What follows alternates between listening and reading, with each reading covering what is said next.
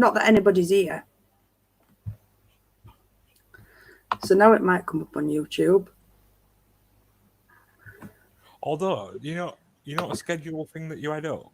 Yeah. Did you take that down? No, I changed it to tonight. Because all day that's not been there.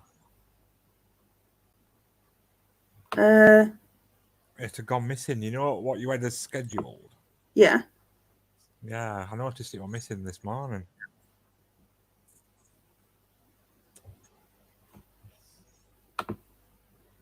No, I changed it to tonight. Right, hang on.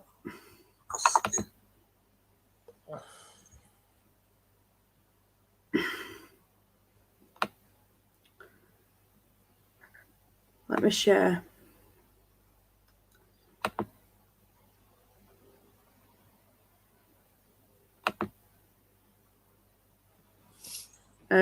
No, I changed it from last week. And I went on to thingy, StreamYard, and just changed the date. Right. So I assumed that people would have got notifications. Yeah, because it hadn't popped up on mine that you're live or all. Right. It's there, like, I found it. It's definitely there. Oh, it is now. Yeah,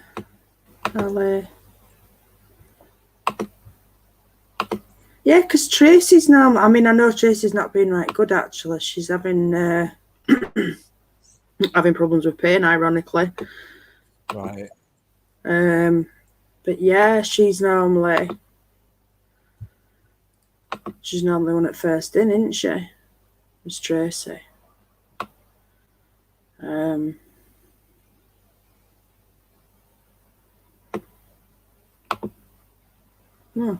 just sit here and talk to you then, Andy. Oh, that's it. Nothing wrong with that. If people come, if they come, if they don't, they don't. Oh well.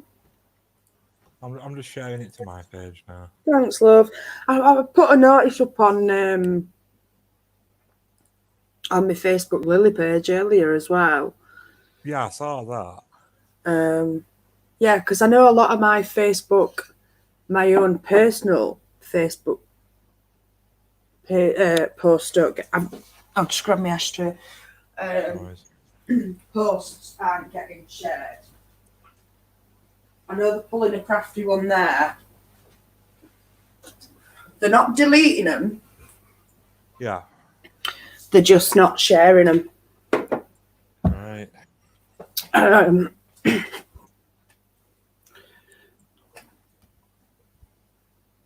Is Becky watching on YouTube?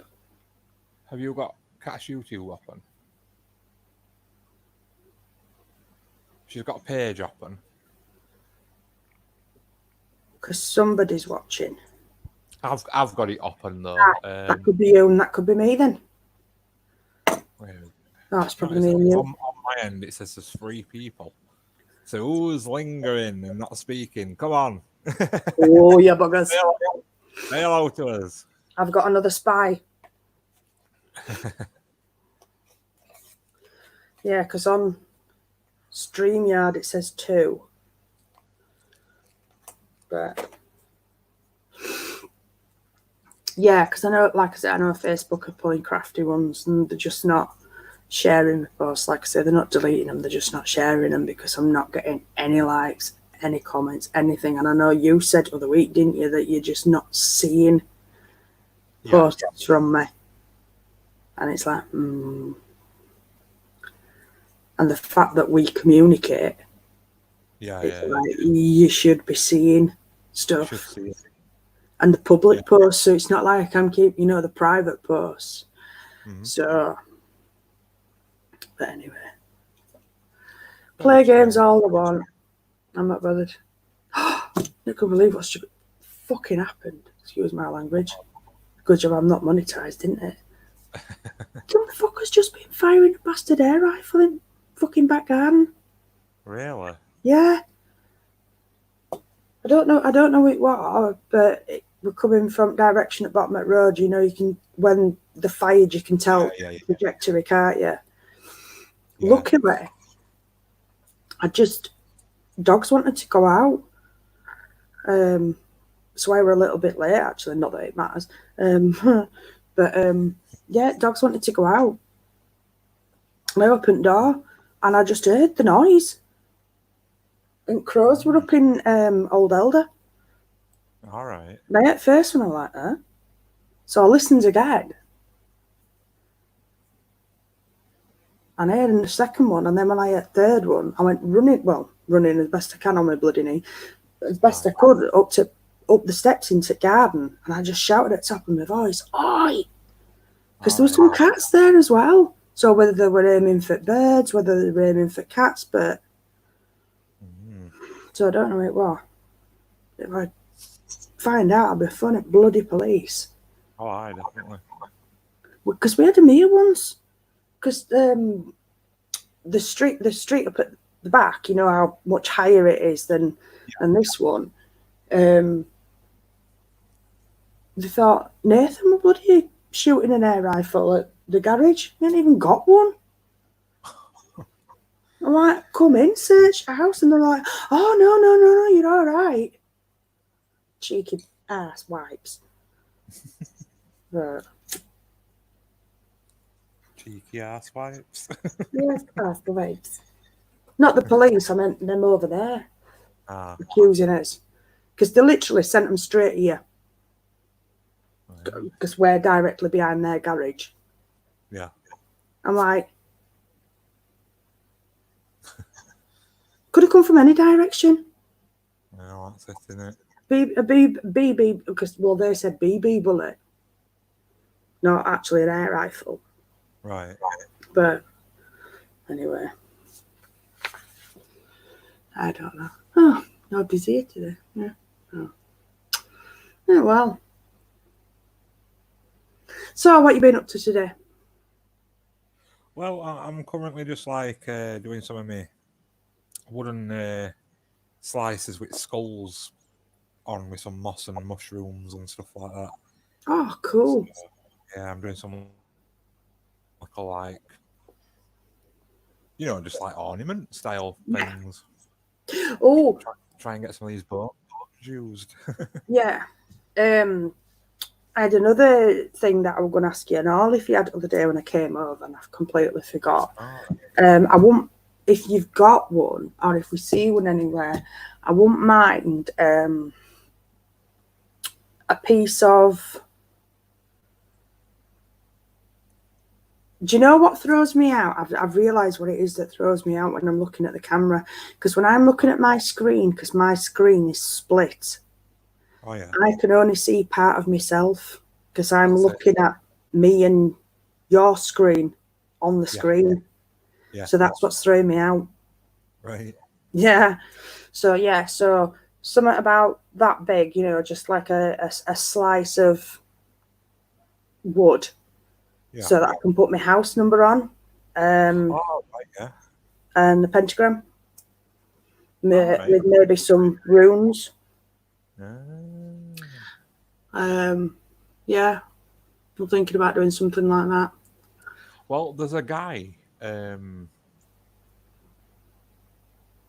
in Mexborough, which is like, I would say about 15 to 20 minute drive away from it. Yeah. And he's constantly advertising his wood slices on Marketplace. And I've been on about going for a drive over there. He says like start from a quid a piece. Oh, cool. He's got some of them like really nice, weird shaped stuff. Oh, fab. Oh, well, that's what I'm looking for actually, because I've got a few ideas and stuff that I wouldn't mind doing. Yeah, I reckon if you want, next time you come over, we'll have a drive out. And no, definitely, yeah. Yeah, because I've been wanting to go for a few weeks, and he's always advertising them. So we're gonna get some biggish ones for like Ouija boards. Yes. Yeah. They're really cool. Yeah. Have you seen me Absalom Alice video? Yeah. Oh, and I couldn't believe it. I absolutely wet myself. Right. I couldn't believe what I was seeing. It was proper chomping down on it. And when it had its little foot just positioned round it, it was like, mine, mine, mine, mine, mine, mine, mine, mine. I could not believe it. And then bit that were left over this morning. Oh, yeah. Because there's been, you know, where he's missed the Bernie bin before. Mm-hmm. And I've gone to pick her up in the morning and it's like, oh, where's that gone? Yeah. Another one there. And then when I've gone out in the morning, they're just like, now I know. That's it, isn't it? Yeah. Proper Absalom Alice.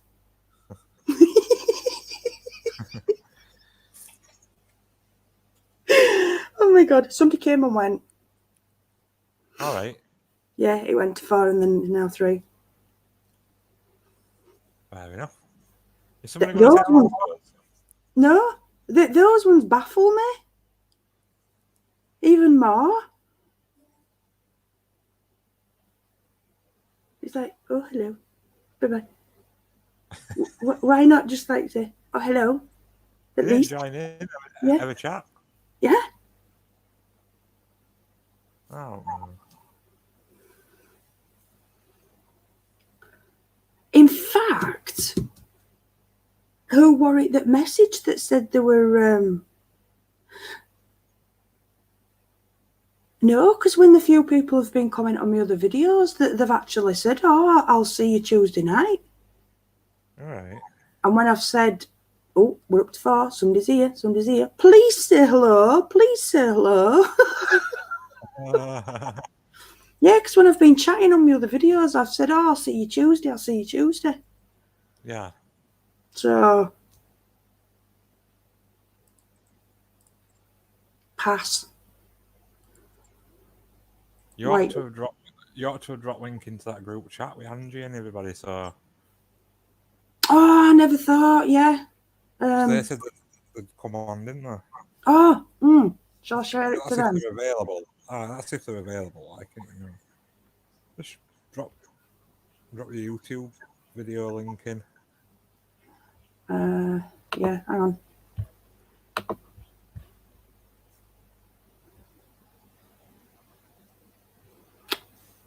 Oh, what am I doing here now?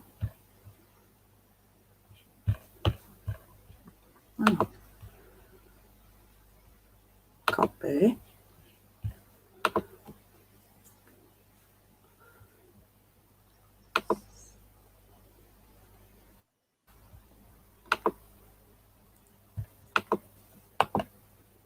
I need a new laptop. That's why we're a little bit late at sending you a link as well, because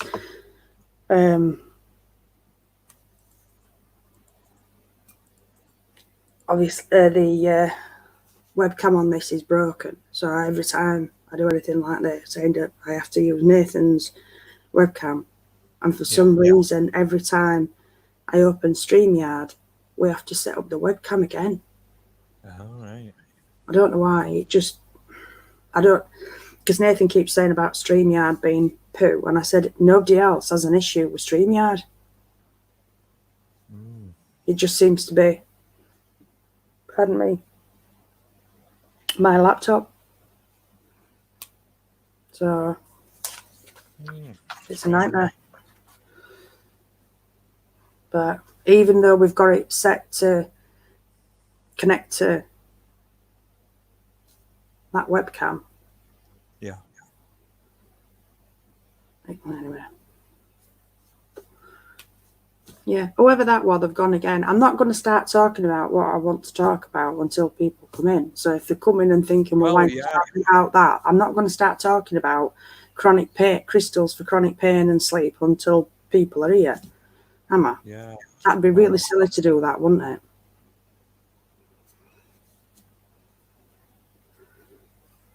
If I were going to do one of those videos, I won't be doing it as a live stream. I'd have just done one of them and posted it.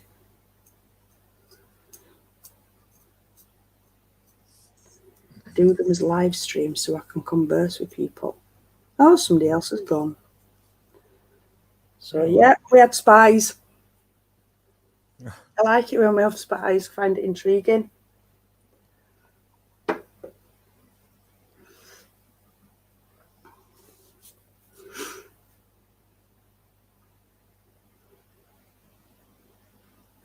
Anyway.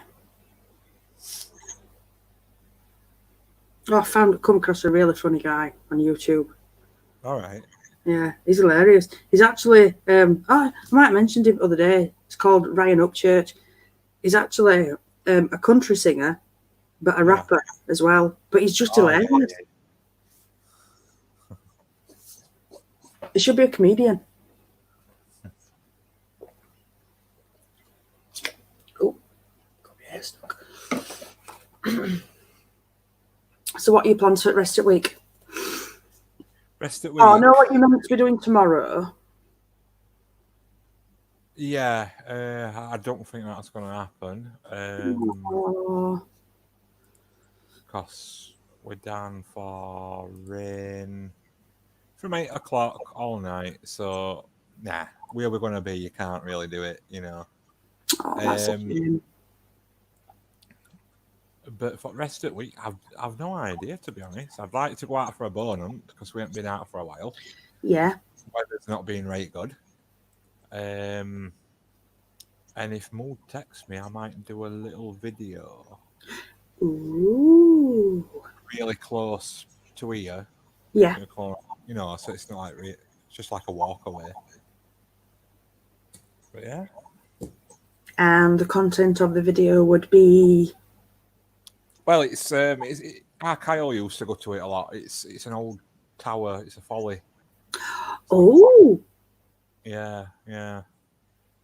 But yeah, it's not too bad. And in daylight, there's like little cave systems near it as well.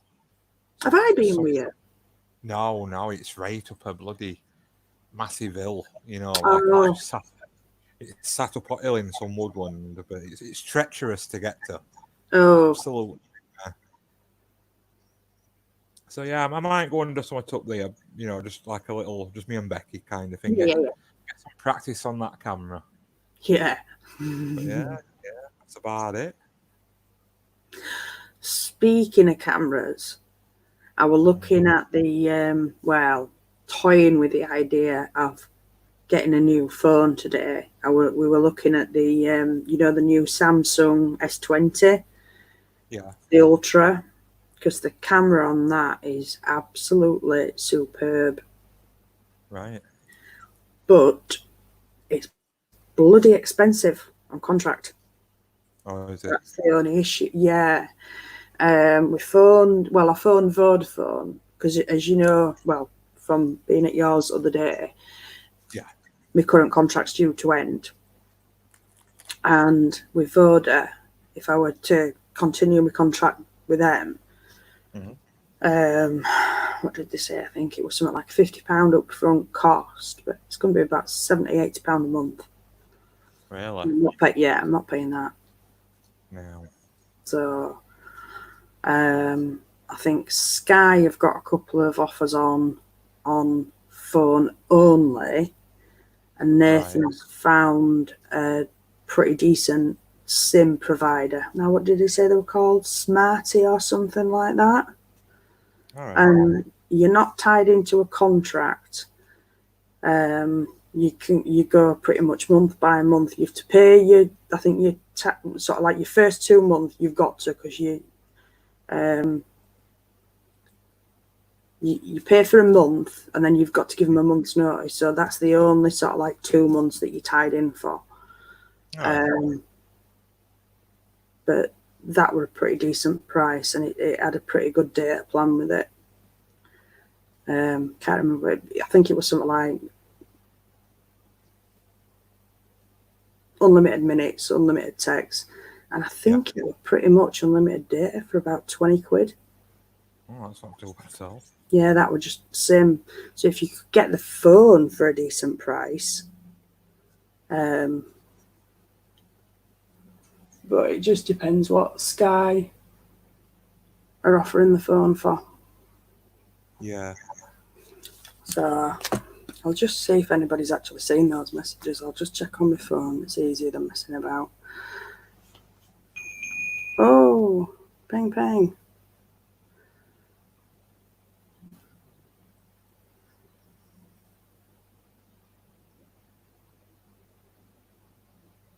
What? Oh, hang on a minute. That link can't even shared. What the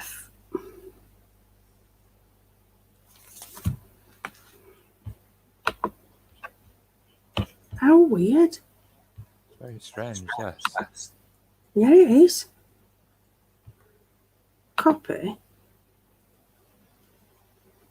Yeah, because Angie's copied your link. You're in group chat. Yeah. Copy.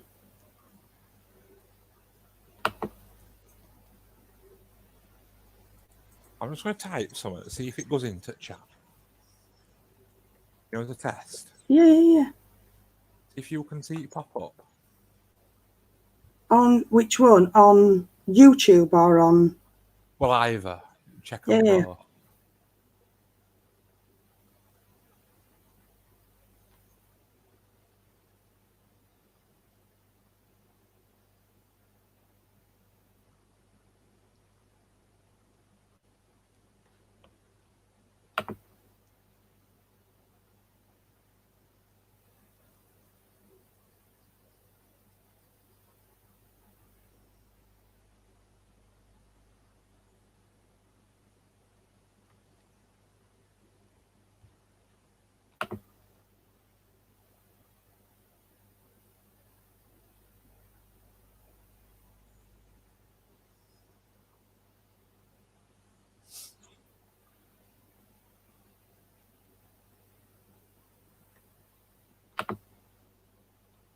Have you done it?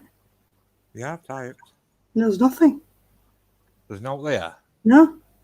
So chat's gone weird.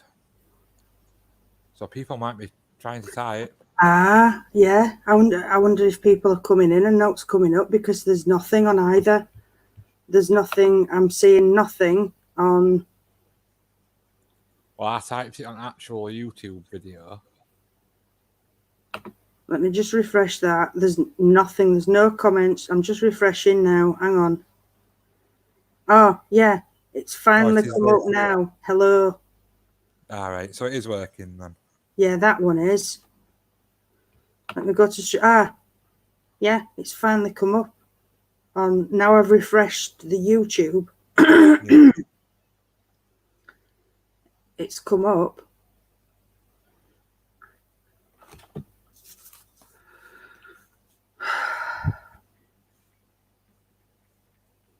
Be easier just to type bloody messages and say live now.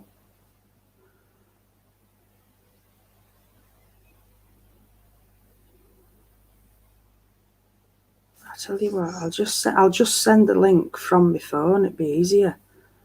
I wonder why you hadn't shared it.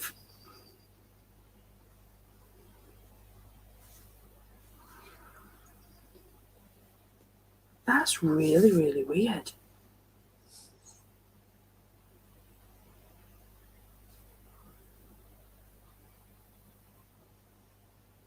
Now, I do keep getting messages from YouTube telling me that they're having problems. Okay. Every time it's pretty much every time I log in, oh, we're having problems, please bear with us. That's like, is that code word for we're watching you? Because I got another video removed the other day. Did you? They said, we're not going to give you a strike, but we're just going to take it off. All right.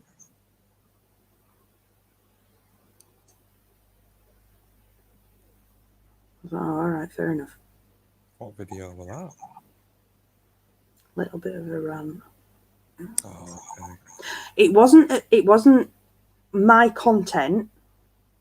Okay. I was sharing information. Yeah. I made it clear that I was watching somebody else's video on the TV, and I filmed it with my phone and said, look, this is what so-and-so's saying in their video. Yeah. And I think because within that video, they also showed somebody else's video, and that third video just happened to have a child in it. Mm-hmm. So I think it might have been that. Right. Bit of a knock-on effect. Yeah. But I think somebody might have pointed it out. Okay.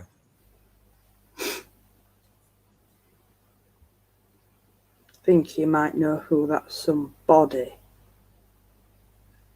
is. Probably. This is so weird that nobody's here. Yeah, it is. Very strange. Yeah. Because a lot of them have been looking forward to this one. I've had a lot of comments this week of people saying, looking forward to this. Yeah.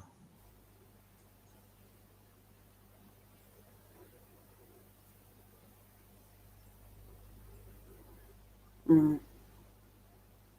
Well,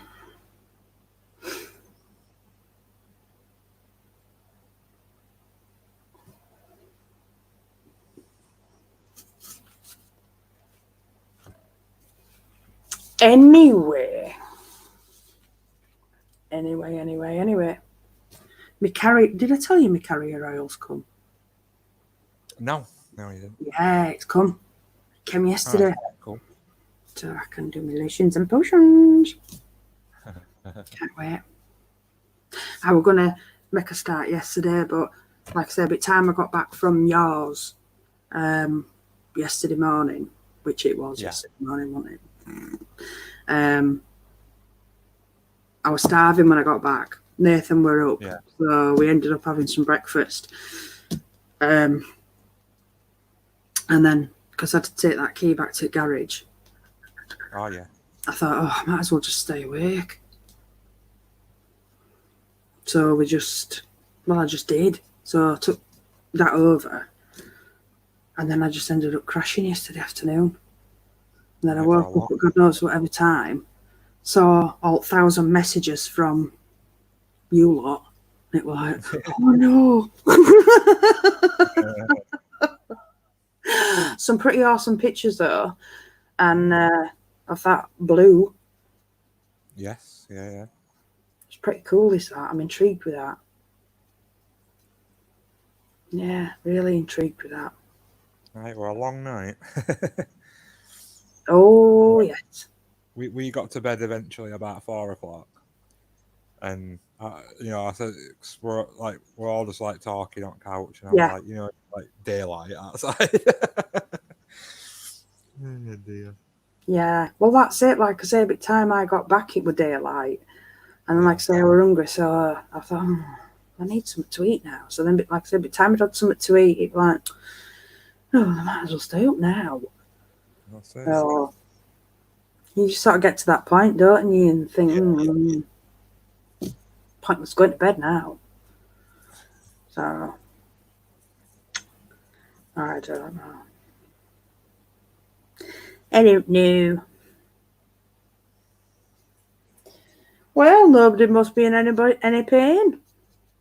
Nobody must want to know about chronic pain and sleep problems. So what can I do about chronic pain in my ass from sitting on the floor all the time, Kat? Well, what you can do is get yourself a nice, soft cushion or a beanbag. Oh, there you go. Or you can get yourself one of them little tables like I've got, little side table that folds up to do your little work on. That would be useful. It would. Or you can get yourself some padded shorts. Oh, hey up. With a squishy bum. Stitch some foam into ass on some shorts. Do you know what? I've got some of that somewhere. If you send me a pair of boxers, you did. Or what? I want to say, if you send me some boxer shorts, man, sure, you're probably better at stitching foaming than I am anyway.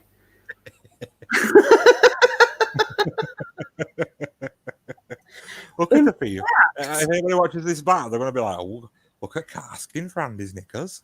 I know. I was just going to say, though, in fact, I know where there's a pair of arse cheeks that you could use to pad your boxer shorts out that would be really, really soft and squishy to sit on.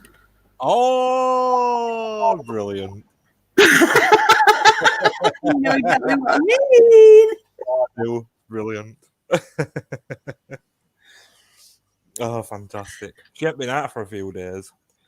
Aren't you? Now we're keeping her in a box. Causes trouble, that one. Well, do you know what I was thinking? If you get like a rubber bung or a few rubber bungs, bung her holes, and then put her in bath. Oh, yeah. We're talking about, anybody that's listening, we're talking about a friend of mine that's staying over. she needed somewhere to stay, and we just pick on her, don't we, Kat? Yeah, and she's a bit of a scrubber, really. Good job she's not here at the minute. Filthy. She needs a bit of a scrub, which is why I'm calling her a scrubber. I actually told her to go and get it bath today. Did you? I marched her up, put hot water on her, so to go and get it bath. Yeah. Yeah. She's a nice pair of tits on her, though. Nice firm perch. Firm perch. Perch, firm. Oh, you'd know.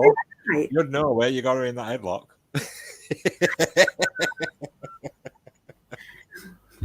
I think she was more comfortable on mine. Well, she was. Yeah, she didn't want to leave.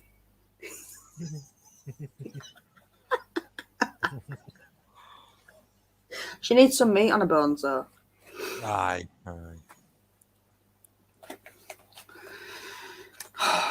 Yeah, so speaking of that, I haven't been to the post office, and I do apologise because I crashed yesterday, but I will go to the post office.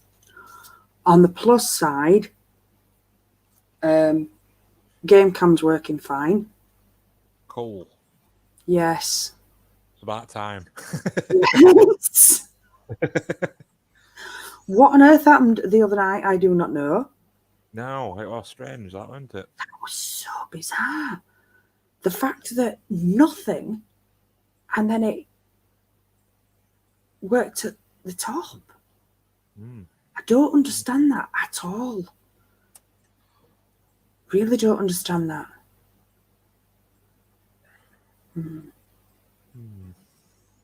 Really weird. Hello. Well, we've got 5 people watching. Somebody say hello in chat. Please say hello. I might run away and cry.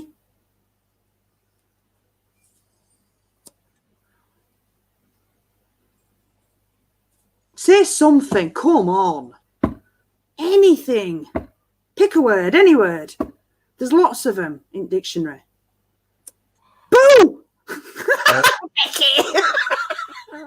And we've got JJ saying hello. Hello, JJ. Hello, JJ. Hello, JJ from York. Cool. Hello, JJ from York. You're new. Hello, JJ from New York. Thank you for stopping by. We're a bit baffled because we don't know where everybody is. But never mind. So we just I'm just waffling at the minute because I thought it were a bit silly to start talking about what we're going to talk about when nobody were here. Oh, that's it. Because if I'm just going to put a video out about a topic, I'll just make a video and put it out. Yeah. If I'm doing a live stream, then obviously it's normally with audience participation, shall we say. Participation? Yes. Oh, this glue's awful. What glue are you using? It's, you know that Fimo stuff? Yes. It's like for that. Ah.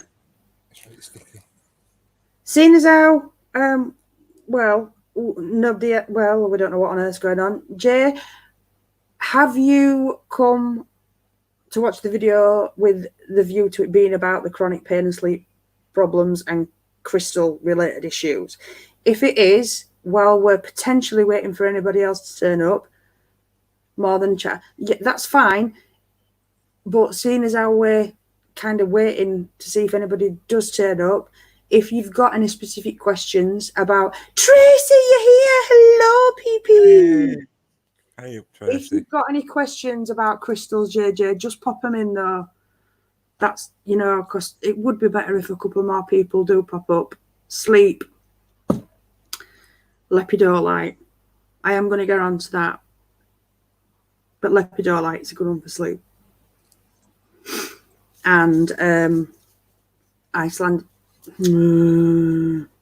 Optical calcite. They're two good ones for sleep. Or a hammer to the head. Usually helps me, I find. I have major sleep issues, JJ. Major sleep issues. How are you doing, Tracy? Sorry, what was that, Andy? I have major sleep issues when Becky's had a curry.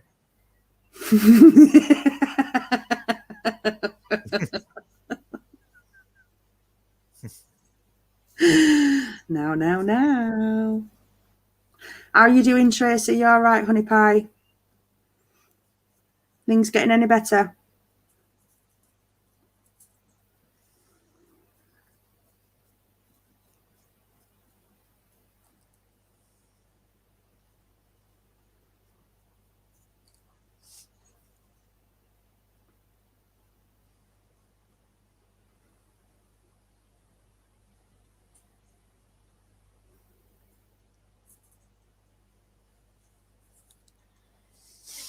I'm just going to nip off a minute.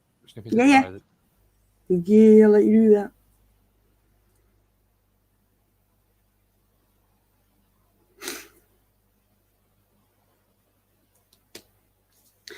I'll give it another 5 minutes and then I'm going to start waffling.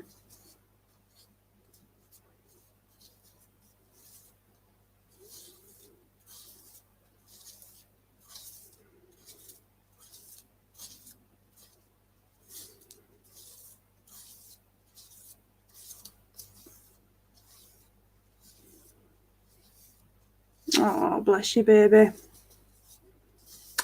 Well. My carrier oil arrived yesterday, so I'll whip you up some oil. I'll whip you up some. I've got some to make for Jojo, and I'll look in my magic books. And I'll whip you up some oils, Tracy, and get them sent down to you, love. All right. So I'll have a ciggy, see if anybody else comes in, and then I'll just start waffling.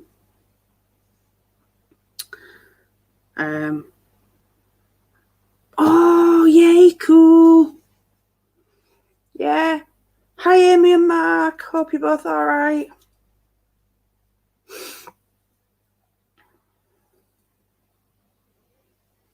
Oh, you're welcome, honey pie.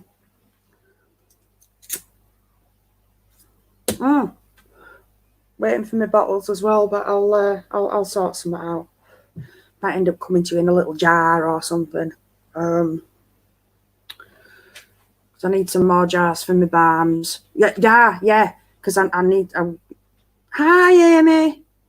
I need to make some balm as well, daughter, because I've been waiting for my oils so I can make a fresh batch of balm. And then I'm making Jojo some special oil anyway. But with you saying that about your vertigo, I just thought, I know what I can do for that. So I'll make you some oil as well. So I'll get you some balm made up, and I'll get you some oils made up as well. So, but yeah, I'm going to have to put a massive note. I'm going to have to massively edit this out and say, if you want to know about, you know, chronic pain and sleep problems, skip to like an hour in. Did anybody have any issues with notifications? Because Andy said, like, the notification for this live stream kind of disappeared today. I mean, I know I had to change it from last week because of my knee. Oh, thanks, JJ. That's really cool. Thanks.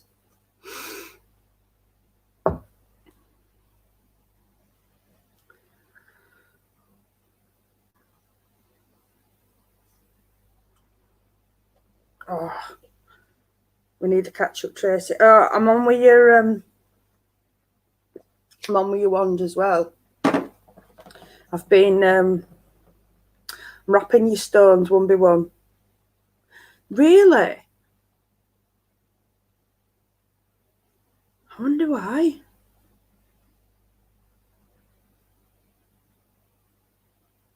Because you know it was originally set up for last week.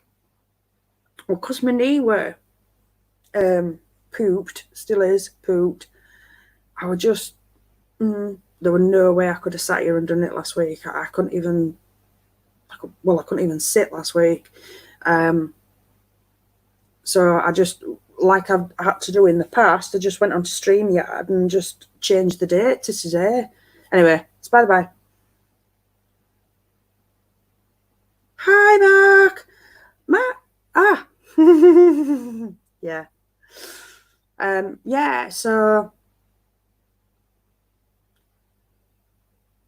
I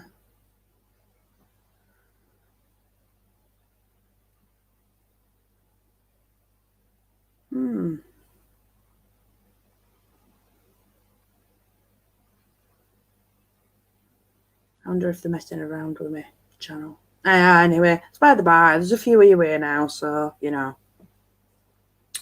That's all that matters. Just seemed odd because I know a few people had said, oh, yeah, I'll see you Tuesday. And then no one.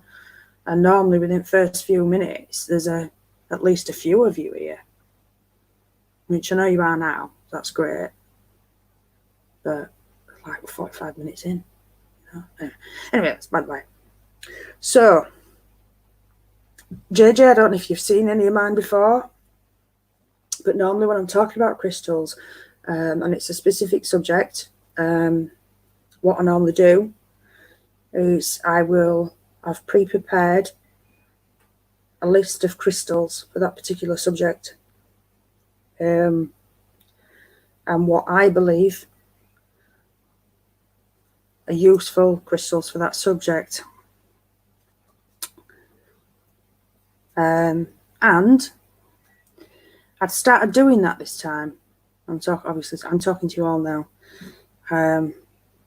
Yeah, so I'd started doing that. I'd started prepping my list like I do, you know.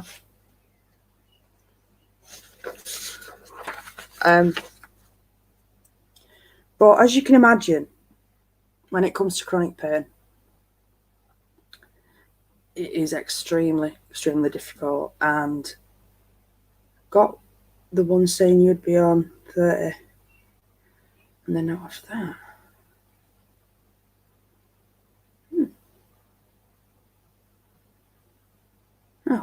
Oh well, you're here now. Yeah, so as a chronic pain sufferer, so yeah, you know, I'm not just somebody who's going to sit here and say, oh yeah, use this crystal, use that. I'm talking to you as a chronic pain sufferer. So I'd started prepping my list of crystals, and I just thought I can go on forever here, and it's going to be would be here till like next week. So I thought I'm not going to do it my normal way this time.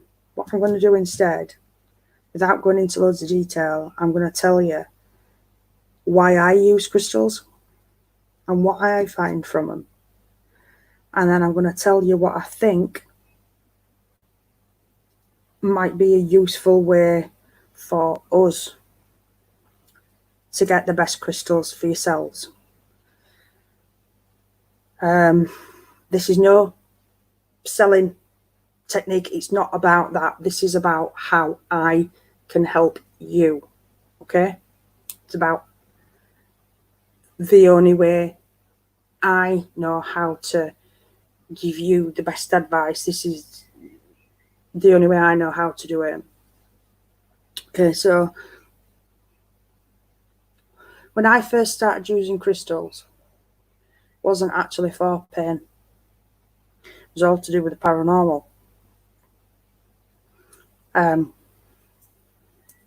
But then as I started looking more into crystals, obviously, hey Tara, you're right. Oh, hi Nicole. Welcome.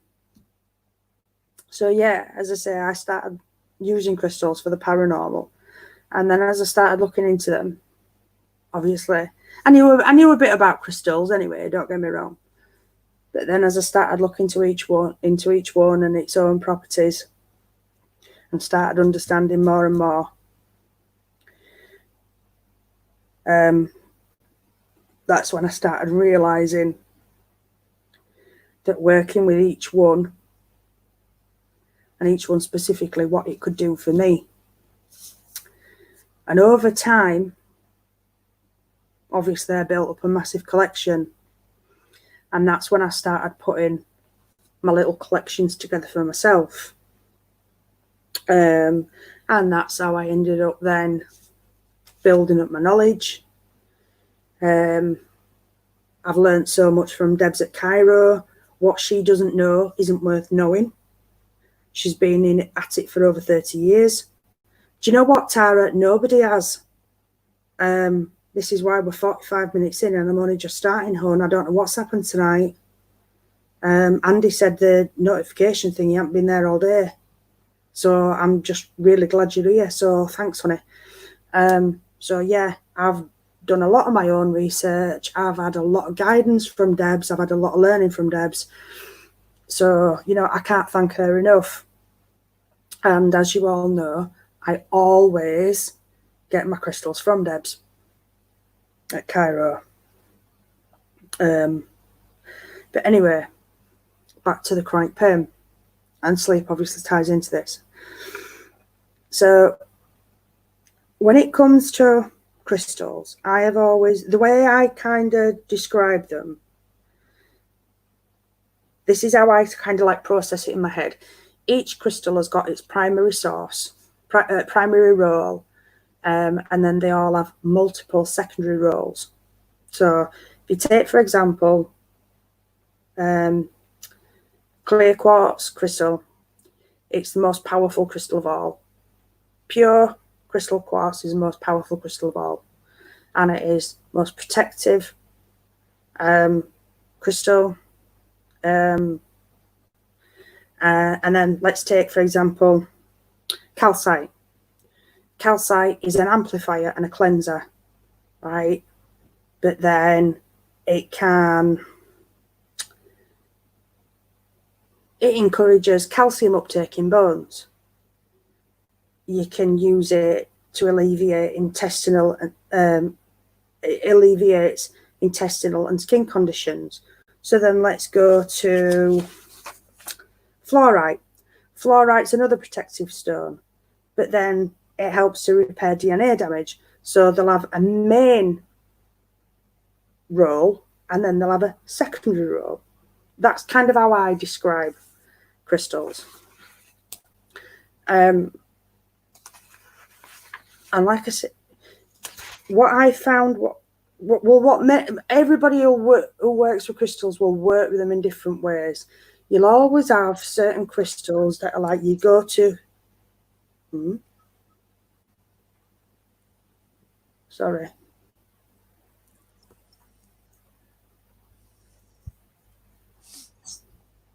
Oh, Andy's back. I wondered what that bloody noise was. You put your mic back on. Yeah, I didn't want to interrupt you while you were talking, so I just thought I'll sneak the microphone back on because you were well aware then. Yeah, but I just heard these little noises and I thought it was something in the room with me. Hello, everybody that's popped in. Hello, Andy, and hello, Andy K. Yeah, I've lost my thread now.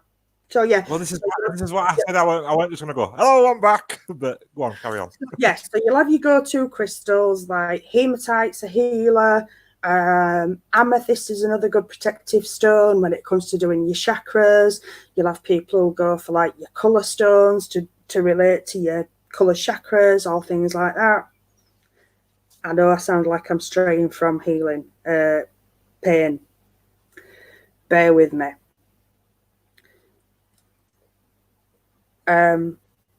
But when it comes to pain, there's no one crystal that you can say, which crystal do I need to help for my pain? Because what pain are you talking about? Are you talking about headache?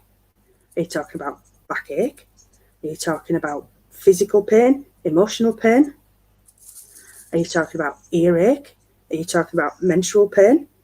Are you talking about heartache? Are you talking about a broken ankle? Are you talking about what pain are you talking about? All of the above for me. Well, yeah, exactly. So I need to know what pain you're talking about before I can tell you what crystal you want. Because I started writing it, typing it like I was saying. I started, going through crystals, and I thought, I'm going to be here till next week typing out every crystal for pain.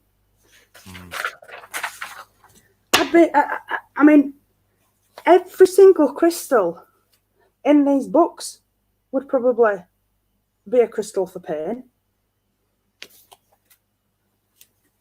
But somebody would say, well, do they really work for pain? Yes, they do. And I'm not going to sit here and tell you that they're going to take your pain away. I'm not going to sit here and tell you that they cure your pain. I'm not going to sit here and tell you that they cure cancer. I'm not going to sit here and tell you that they cure arthritis. I'm not going to sit here and tell you that they're going to make you sleep like a baby. Because they don't. I'm not going to sit here and tell you that they're going to get rid of your back pain, Nicole. I live with chronic pain every day. I am in pain every day. But what I will tell you is I have a little bag of crystals that I carry around with me all the time. If I forget those crystals, and you know what it's like, if you have something that you carry around and you kind of forget to carry them around for a few days, you suddenly notice it creeps back in. And I've done it a few times. I've realised, oh, I haven't had my crystals with me for a few days, and my God, do I know about it. And it's happened a few times. I didn't realise at first, because at first I didn't even know if the crystals were working. I was carrying them for other things at first, if you kind of know what I mean, because like I say, crystals always do more than one thing. And through other circumstances, I ended up not going out. And I've always got a bag of crystals in my jeans pocket. So because I wasn't going out, I didn't have my jeans on. I've got more than one pair of jeans, obviously. But because I wasn't going out, I was kind of in the house living in pyjamas. And pyjamas don't have pockets. So I never had my bag of crystals in my pocket. And my pain were building up and up and up and up. But I just put it down to the fact that I were getting worse. And then, circumstantially, I had to go out. And because I'd started going out again and crystals went back in my pocket, it was like, now then, is that a coincidence? So I started trialing it.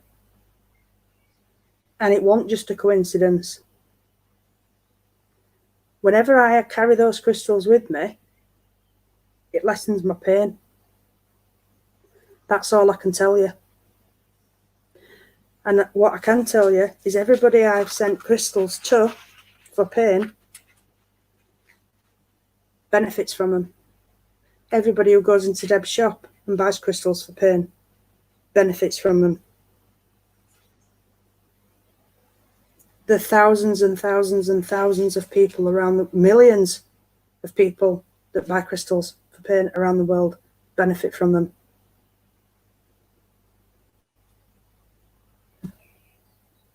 There are some people that say that they'll cure this and cure that. I won't. I will never ever say that.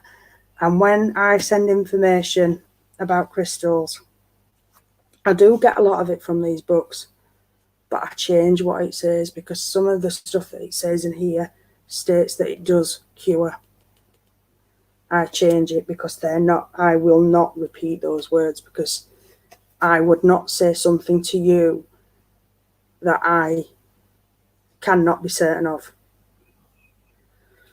So, if you want advice from me on crystals for chronic pain, I need to know what the source of your pain is.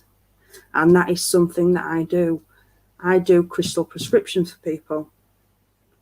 But obviously that is a personal thing between me and you. So if you want me to do that, that is between me and you. We have a private chat. You tell me what your issues are. And then I go away, do some research on you. Well, don't generally have to go away because I've had a lot of experience in healthcare. And I give you recommendations on what crystals I believe will help you. And then that's entirely up to you what you do with that information. You can either go away and buy those crystals yourself if you want to buy them. If you don't buy them.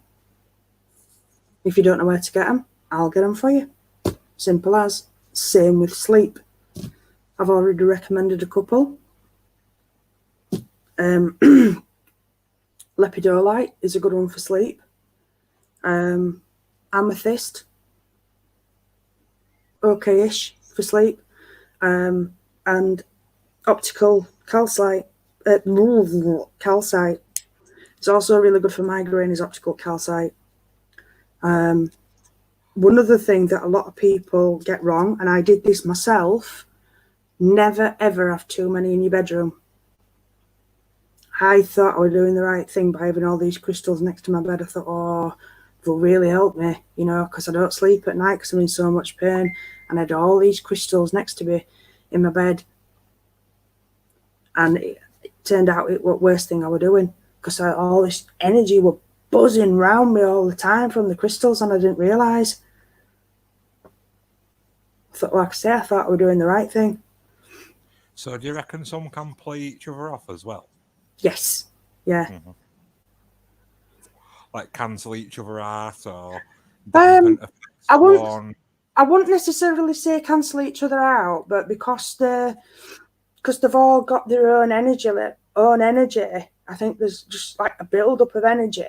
Now, don't get me wrong. There are some crystals that don't like each other, and Deb has she's got a cabinet in the shop that some crystals have to stay in that cabinet away from others. She keeps some in there because they're more expensive, as well, because they're the rarer crystals, but there are some crystals that stay in that cabinet because they don't like to be near other crystals. Off the top of my head, I couldn't tell you what they are. But again, I think they're some of the rarer ones. But when it comes to those crystals, you need to have a lot of knowledge and know what you're doing with those crystals, and you've got to use those with caution because of the energy from them. They can give you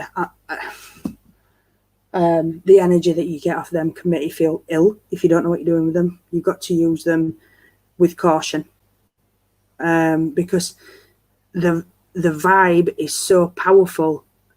If you're not prepared for it, it can make you feel ill. So depending on what you're using your crystal for, it can have an adverse effect if you don't know what you're doing. So it's all about, you see, placing crystals in your house as well is important. It's like we were saying the other day, Andy, about things not like being kept in boxes. Yes. Some things you can, some things you can't. It's like with cleansing your crystals and taking care of your crystals. It's all right getting crystals, but if you're not going to care for them right, if you're not going to look after them right, if you're not going to use their energy right, you're not going to get the benefit from them. You've got to work with your crystals to get the best from them. Yeah. You've got to, if you just to sidetrack, if you want crystals for prosperity, well, they're no good just shoved in a drawer. You've got to put them in the prosperity corner of your home. If you want crystals for protection, you've got to put them in the protection places in your home. It all works in the universal flow. This is why, another reason why I thought when she got them grids in, I thought, oh, that's great, because that's a really visual way for me to show people doing the live streams. So like I say, it would have been so easy for me to sit and do a list and say, right, use this crystal for this, use that crystal for that. But that's not how I like to work when it comes to helping people. When I've done things before, when it comes to dealing with pain, I've always had such positive feedback, and it's because I've done it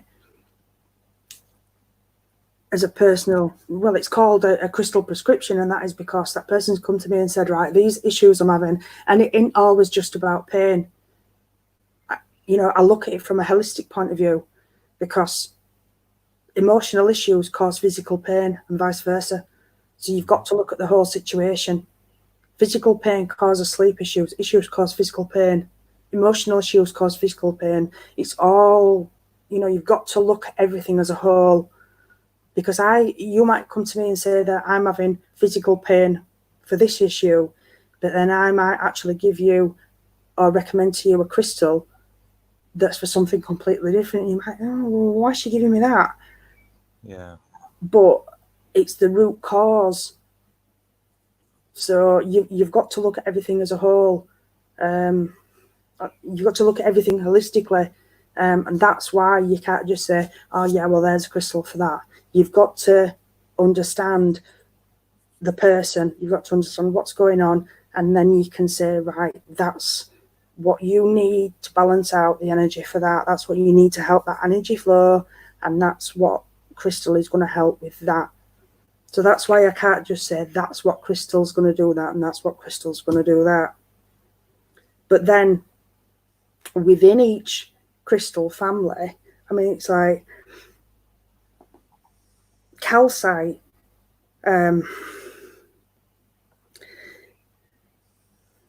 Calcite ain't just one colour. There are loads and loads of separate colours, and each different colours, and each different colour has its own property. Same with fluorite. People think of fluorite as being the green, purpley, blue stone. Yes, it is. But then you can get specific coloured fluorite. Obsidian. People think of black obsidian, but you can get blue obsidian. Jade. People think of jade being the green stone that you get from China. You can get all sorts of different coloured jade. I mean, that stone that I've got, that red one, it's stunning. My God, it's beautiful. You just automatically think of the common stones that we see in everyday life. But then when you start looking into it, there's so many of the stones have multiple coloured stones within their own family. And each of those colours has their own properties, benefits and meanings. So it's not, you can't just say that stone. You've got to know all the little nitty gritties. So yeah. So I can't just say that stone. There's a little bit more to it than just when it comes to something as deep and important as chronic pain and sleep. But I am more than willing. I am always here for any of you when it comes to something as serious as chronic pain, because this is something that I know, well, most of you know now, it's what I live with every day. and I've done for the last that many years. So if I can help somebody else get a little bit of relief, it makes me feel a little bit better and a little bit lighter about things. So yeah, more than welcome. Might take me a few days to get back to you, but I will get back to you eventually. But yeah.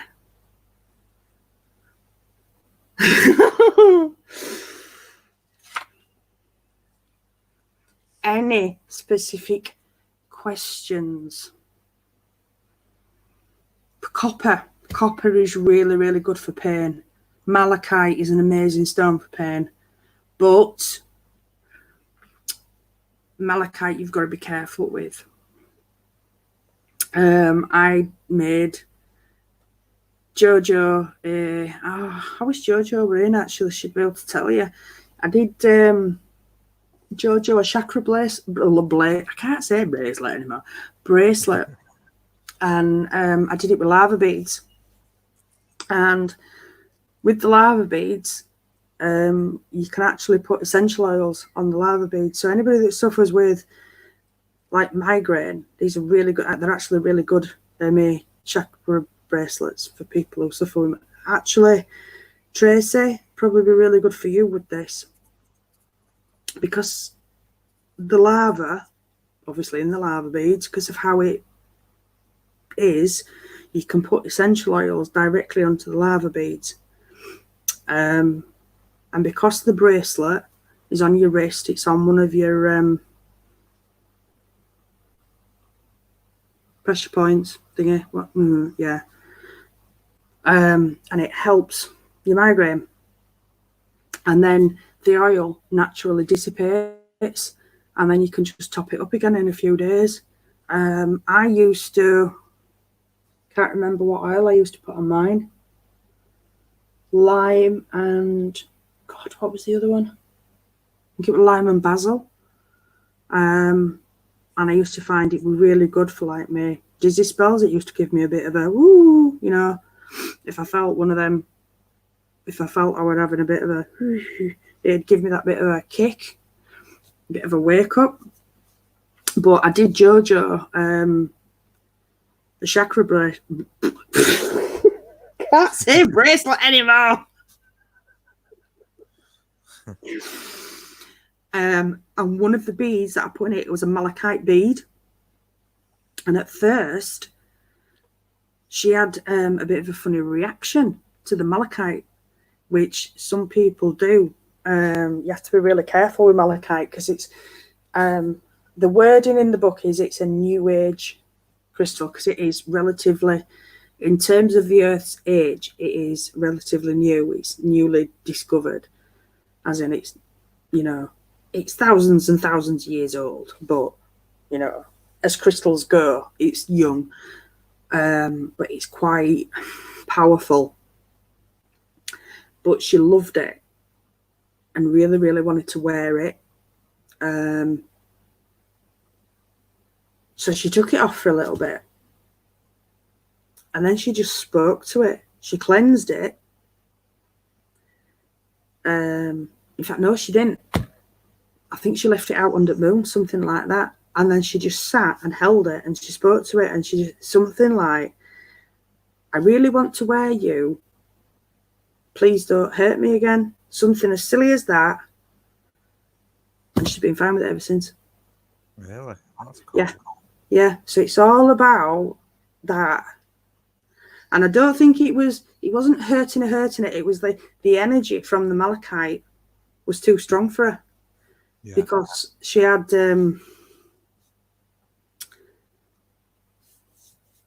I think she's got like the onset of arthritis in her wrist, or RSI, that's it.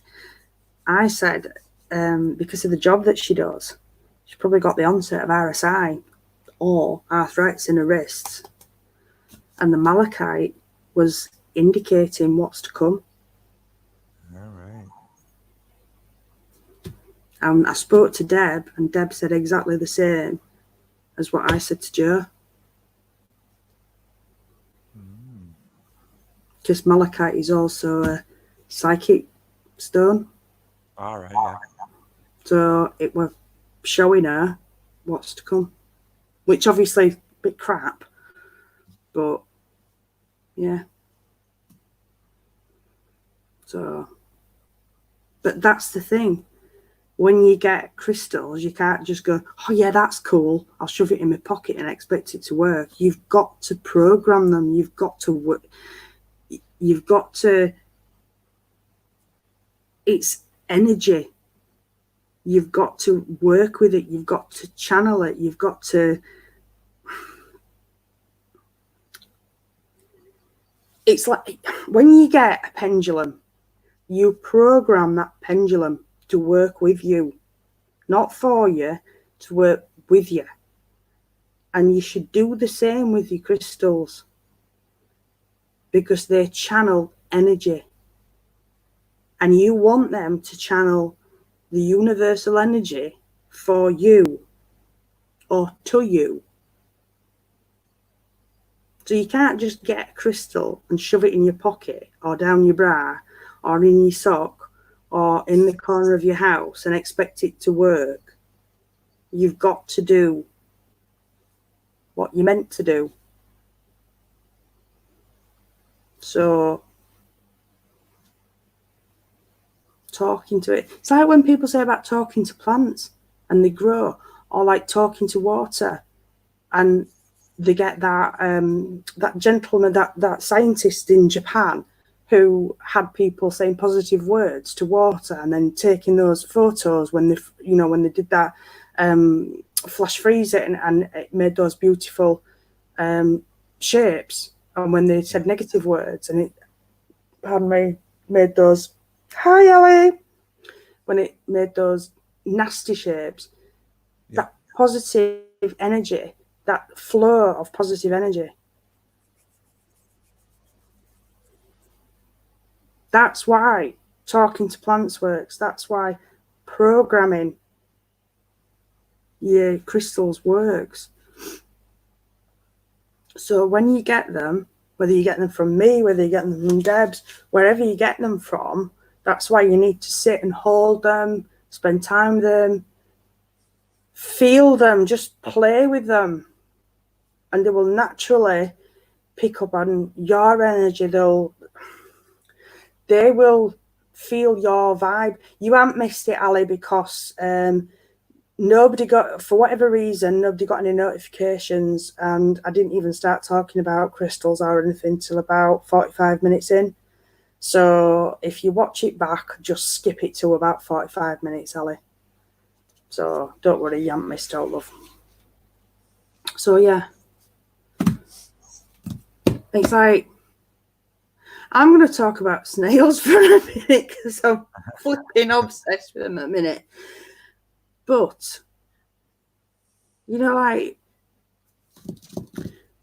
actually, no, I'm going to go a bit further back than that.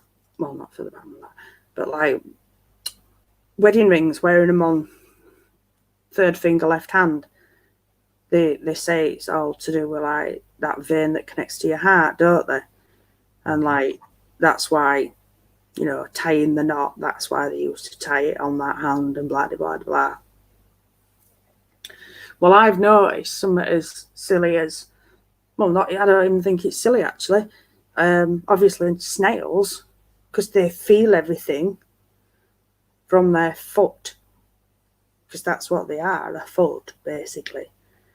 When I pick them up, if I were to pick them up and put them in my right hand, they'd curl up and go into the shell. But if I pick them up and put them on my left hand, they're quite happy to come out and just crawl about on my left hand, because they can feel that connection to my heart. And if you're not squeamish, try it. And you'll see the difference. I'm not saying that they'll definitely always curl up on your right hand, but you will see the difference in how insects and animals react in your left hand to your right hand. And just, it's the same with your crystals. Hold them in your left hand. Now, when you pick a crystal, when you're choosing a crystal, You should always do it with your non-dominant hand. So if you write with your right hand, choose it with your left. If you write with your left hand, choose it with your right. But when you're programming, do it with your left, because that's the one that connects to your heart. So whether it's your dominant hand or not, just forget that bit when you're programming. Do it with your left, because that's the one that connects to your heart.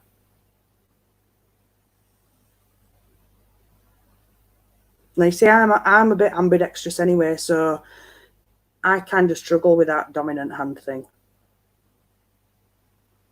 Because when I'm doing I've seen your dominant hand. You raise it at me regularly. Well, you know you like to be spanked though, Andy, so that's because you like me to raise it.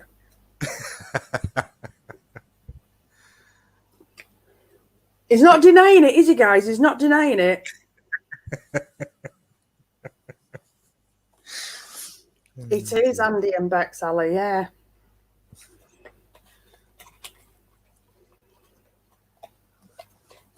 Hey up, Ali. You're right, Ali, yeah. That's why I wanted to do my stone circle in a spiral.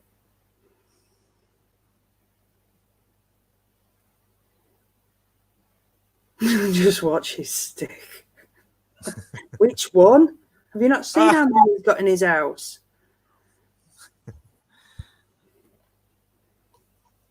House is bloody full of him. Some big ones too.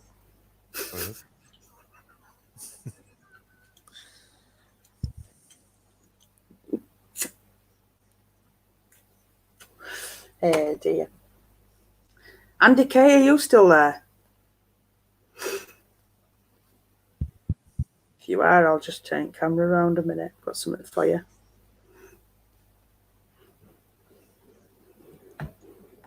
Oh, it doesn't look as good there, does it?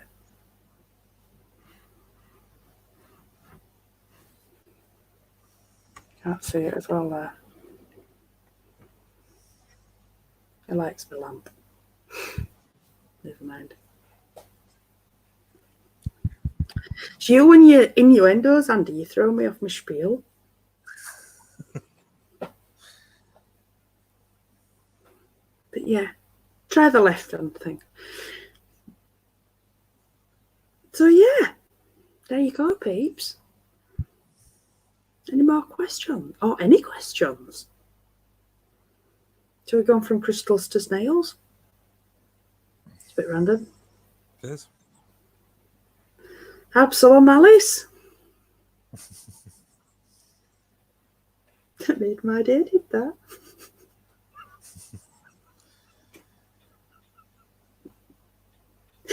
It made my day. Doesn't take much, does it? Does it? No. And then my little scene outside today, well, as you know, Andy, it had me in tears. Yeah. Ooh.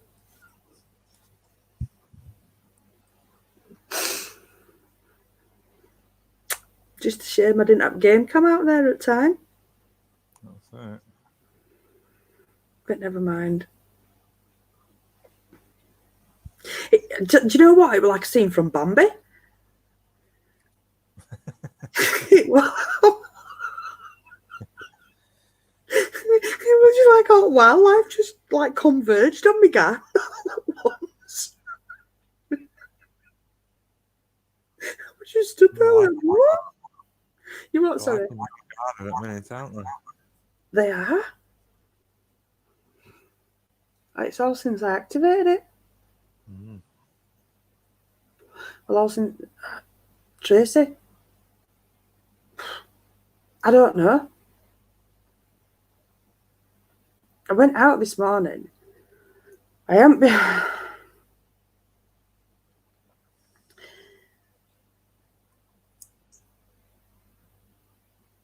went out this morning. Dayla were flashing last night, I've been putting food out for birds, but I've not been staying out, and I've literally just going out, putting a bit of food out, and that's it. Because I've weathered them because of my knee, so I hadn't really been able to sit out there properly for the last couple of weeks.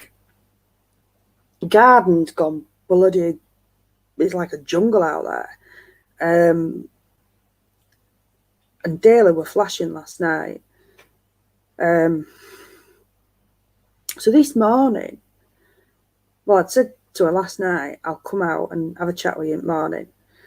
So this morning, I opened the door, went out to the front garden to do doggy doos, and Robin appeared on the front fence, right outside of me, twittering away at me like, hello, hello, hello, where have you been, where have you been? So I'm like, oh, hello, I'm here. Yeah, I'll be there in a minute. As soon as I got round to the back garden, he was there again with his baby, like he'd brought his baby to see me. And then they were just like, all birds, just like, whoa, we're all here. Like, they couldn't wait to see me. Just like, yeah. It was just a mental morning. All just like converged on garden. And then just every time I looked round, Mr. Robin was there with his baby and like, hello, here, hello. And I'd been sat doing my normal filming, chattering away like I do. But half an hour later, I stood at the door, having a cig and a cuppa, talking to Nathan. And I heard this really, really weird noise, like hissing, coming from the tree. And I'm like, what the frig? And I just put my cig in the burner bin. Nathan said, oh, it'd be your cig burning on something. And I'm like, no, that's not my cig. That's proper hissing. Like snake hissing. So I'm like, where's my phone? And I'm like, oh, game cam. So I've got game cam, haven't I? I'm like, oh shit, it's in car. And I'm like, oh shit, I need to sort bloody what was it called, Andy? Memory card. So Nathan said, well, I'll sort your memory card. So I ran and got the game cam, but hobbled and got the game cam. Nathan did that. I ran back into the garden with my mobile. So this hissing though, it proper sounded like a snake. So I don't know. I was filming, proper hissing, Tracy. I swear to God, it was just like a snake. Honest to God, I've never heard not like it. And of all the times that I've been sat out there, none of the birds have ever made that sound. I've seen the squirrel out there and it's never made that sound. I've seen the rat out there and it's never made that sound. And the birds and the rat have sat eating at the side of each other and never made that sound. The cats have been out there and never made that sound. None of the animals that I have ever seen in that garden have ever made that sound. So eventually, got the game cam out there, and I've left the game cam sat out there for a couple of hours. And then when I've been reviewing the game cam, I've had a bit of a moment watching it, haven't I, Andy? Yeah. A bit of a revelation, epiphany type thing. Don't know. But then when I was on the phone talking to Andy, it was just like, I don't know, I just broke down. I was just stood looking out my kitchen window, and it was just like a scene from bloody... It literally was like a scene from Bambi. All these animals just converged on the garden at once. All the wildlife just came all at once, together, all just sat there, happily eating. Just, yeah. I've never seen it like it. It's just gone, ta-da! And they've been there all day. Normally they'll appear for half an hour after I've fed them, disappear, and maybe come back for half an hour at tea time. They have been there all day and not left. Bizarre. Ali, yes, I've talked about crystals and pain, and bad headaches due to sticks, headaches like so I end up with headaches every day. Yes, the one that I mentioned before, optical calcite. I suffer with chronic migraine and visual aura, and I've got brainstem aura as well, JJ. So that's good for really bad headaches. I will do some research on that because there might be something. I know there are some crystals as well that will probably benefit the shakes and the tics. So if you can comment after the live stream, and then I can get back to you after the live stream. I'll look that up and I'll get back to you on that one. But yeah, Tracy, I just cried. It was just one of them. And it would same when I was doing video this morning. It was just one of them moments. When Mr. Robin brought his baby to see me, it literally brought his baby to see me. First of all, he wouldn't leave me alone.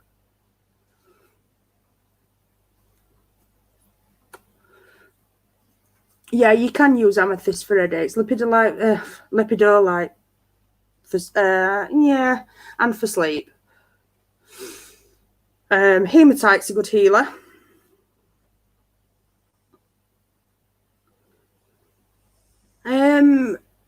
Ali, for nerve stuff, it depends on the source of what's causing your nerves, if that makes sense. It's all been since I activated the stone circle, Ali.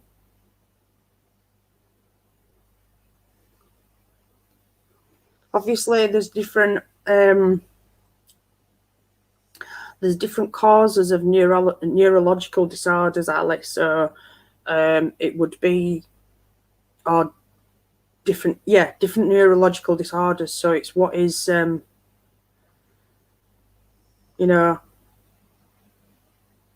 Ali, what am I saying that to you for? You're a bloody nurse. Duh. Do you know what? I forget who you are sometimes when I see your name, Hidden Gem Ali. Duh. Sorry. Do you know what I mean? You know when you see somebody's name or a YouTube name, you forget who they actually are when they've got a completely different name, don't you? Mm. Yeah.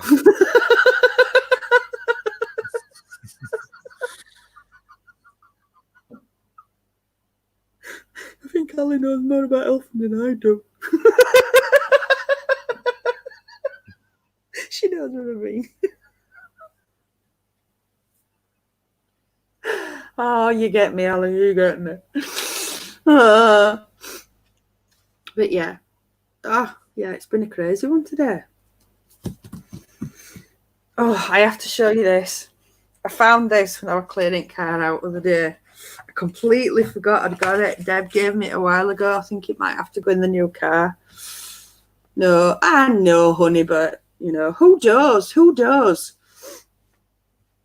Yeah. I think this might have to go in the new car. What do you think? Can you see it all right?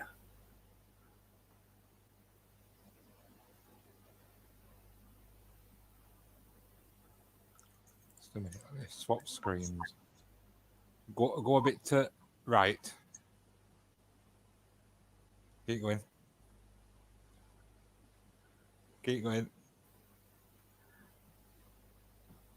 That's it. That's cool. What, is it an actual car sticker? Yeah. Yeah, brilliant.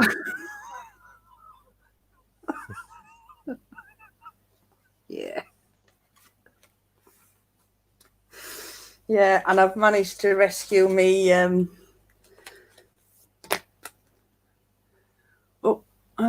That way. Oh, yeah. Yeah, I managed to rescue that as well. Cool. Stuck it on a CD. Oh, hang on. That's better. That's better. Yeah, had it upside down. Yeah, stuck it on a CD cover thingy. Oh. Yeah, I can't leave that. Oh, what's I done now? Oh. Oh, now I can't get CD back in. So, yeah. Defaced my new car with that one. Yeah, asking for a smash screen. Yeah, I know. Just happens to be colour coordinated with card and all, though. But, hey ho.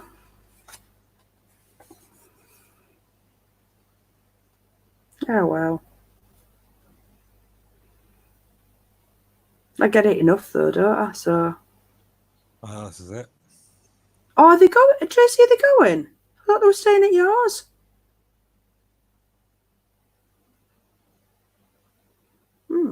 Okay. I've seen much worse than that on a car. These days, anyway. Haven't you? Haven't you? I don't know. So, let's think. What have I covered?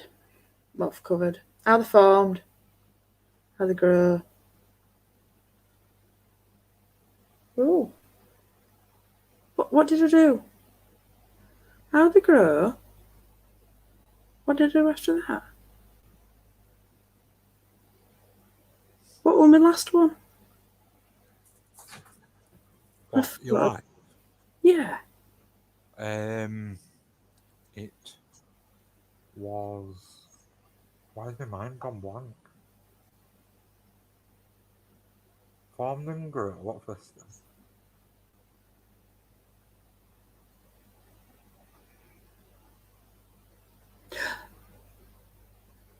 Oh, it was grounding and protection. Grounding and protection. Grounding and protection. So now, yeah.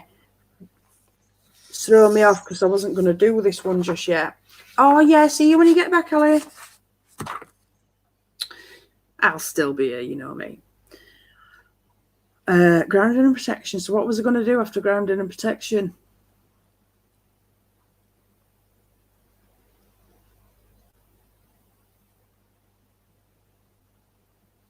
My brain's gone.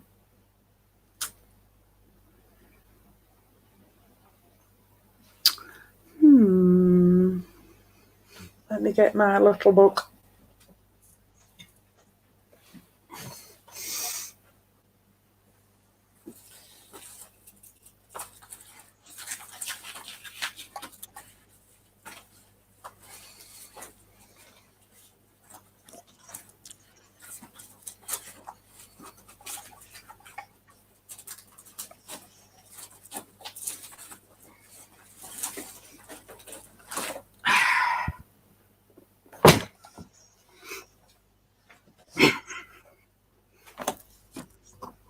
Little book. Whacking great big folder.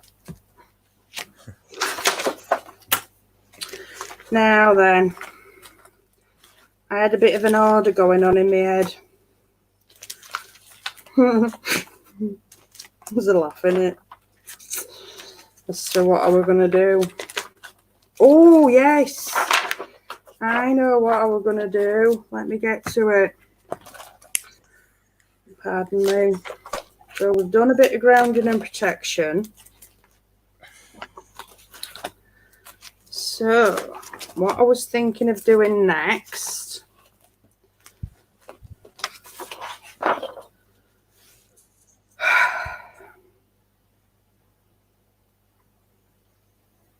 was the chakras. So I might do that as my next live.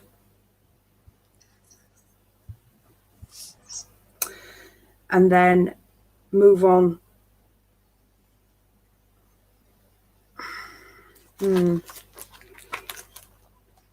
Maybe. We'll see. We'll see. Where were the other crystal ones that I was going to do?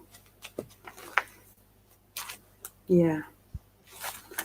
You see, there's so many chakras. 114 in the human body. And then you've got some outside the human body as well.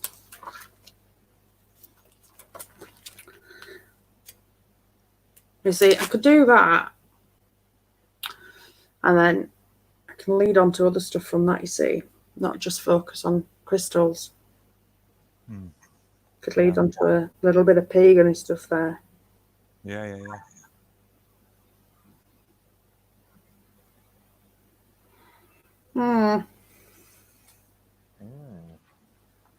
So I might do that. And then I can flip back between the two. So, but this when it comes to crystals, there's just so much. There's always a topic to cover. There's always a question to be asked. There's always something that somebody will want to know about. You know, there'll always be a subject that I can cover. Because I don't just want to sit here every couple of weeks and completely focus on crystals, because it's not my only area of interest anyway. And I'm no expert by any means. No. I'm not a geologist for a start. If I was, it would help greatly. I mean, in terms of kits, no, I haven't updated the page yet. And yes, I know I need to. But, that's what I wanted to do. No, there was one more that I wanted to really kind of do. But I think I might do that later. I think that needs to come a little bit later. I will be doing one at some point, crystals for earth and energy work. But I think I need to cover a few other things first that probably tie in with things that I do with you. And yeah.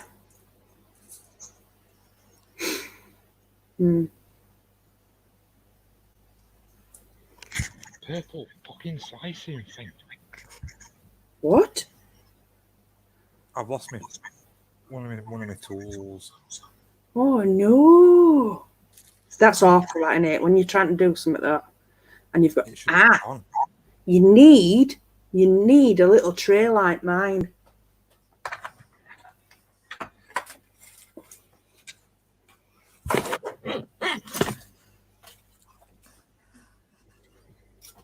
I've got it.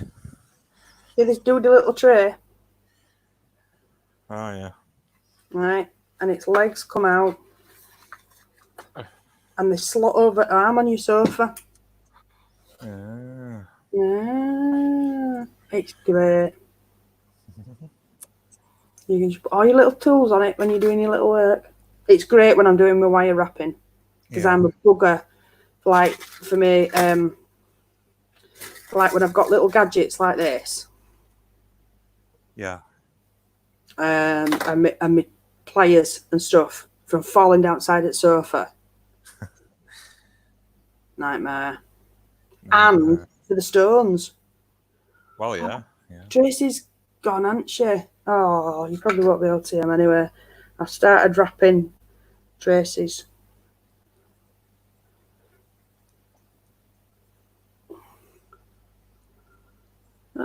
That's a fire agate. No, right. That's a fire agate. Cool. That's her.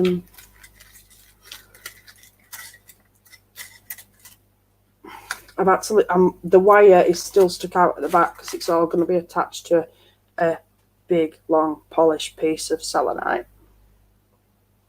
God, which is this one now? Can't see properly. I think this is the... Which is this one? Oh. Let's have a look.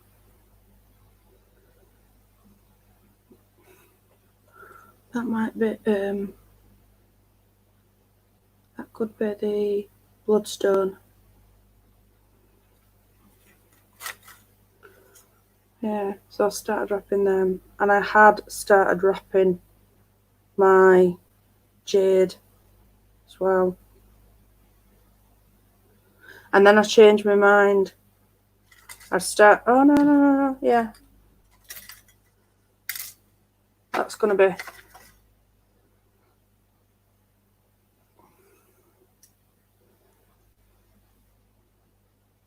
That's going to be sort of... Right. So that's all wrapped at bottom there. Oh, right. I have to keep telling myself to move right. That's all wrapped at bottom there. So it's coiled over. Oh, poo. Oh, poo. Yeah. And then where they cross over it again. They don't fall out when it's finished. Where they cross over at top, two of them will go to make the... My brain's not going to work now, is it? Brain engage. Hey up, Sam. Oh, you Sam, you're all right. Bail. Yeah, two of them will go to make the bail. Yeah. And then obviously the rest will do all detail and what have you. But then I've decided, shall I make it out of hematite wire? Oh, yeah. Yeah, because I do have... Hang on. Hematite wire. How cool's that? Sorry. Oh no, what have I done? Oh, hang on. Battery's running low. Uh-oh. Uh-oh. Big uh-oh.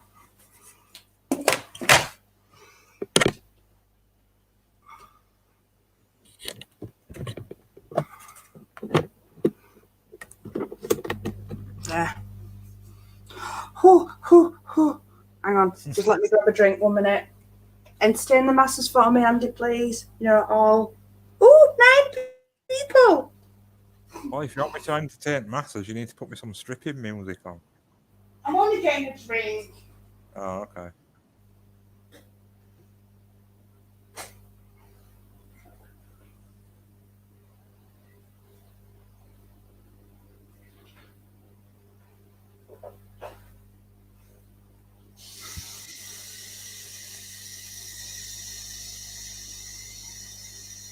I'm only getting a drink.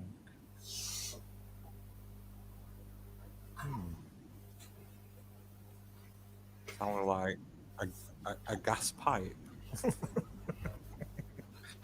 Are you talking gas? No, it was my tap. It sounded like gas pipe. No. Do you want to jump on, Sam? Your eyes look a bit funny.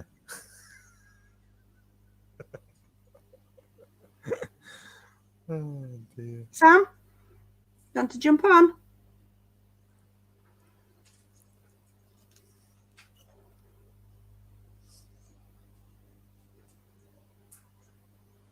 Yes, no, yes, no, yes,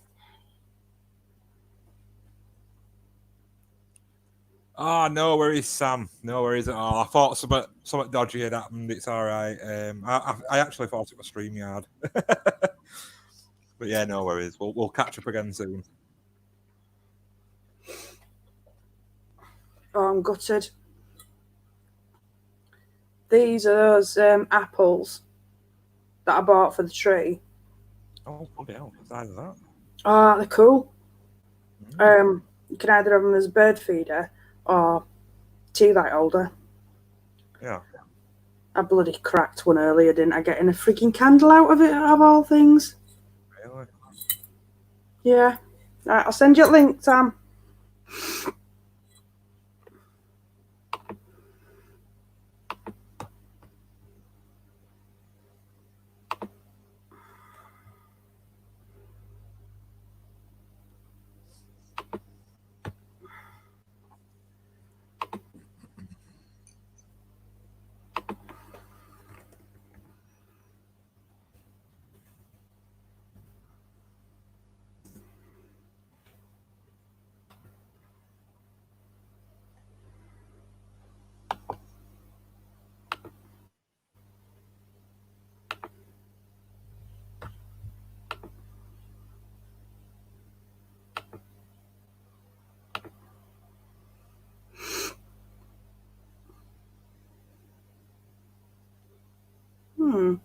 Why not that look right?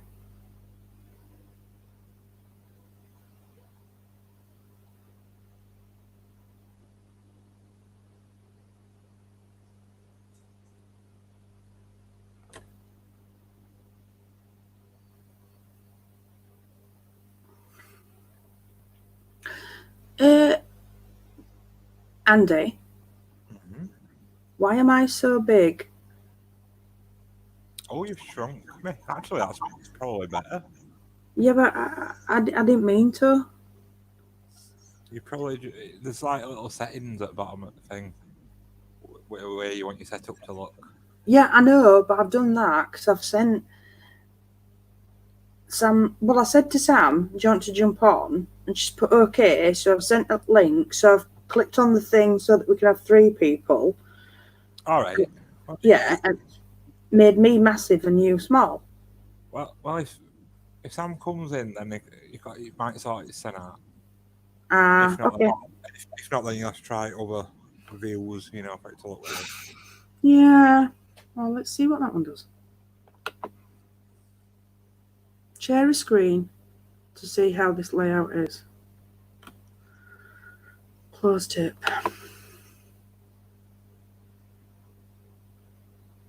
Wasn't that what we were on before? Oh, actually. Oh, I don't know. I'm just going to keep playing.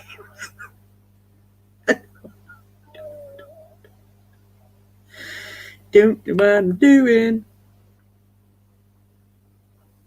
Hey, Tracy. I don't know. I can see more of me now. I don't know if I like it or not. Oh, no, that Tracy's back.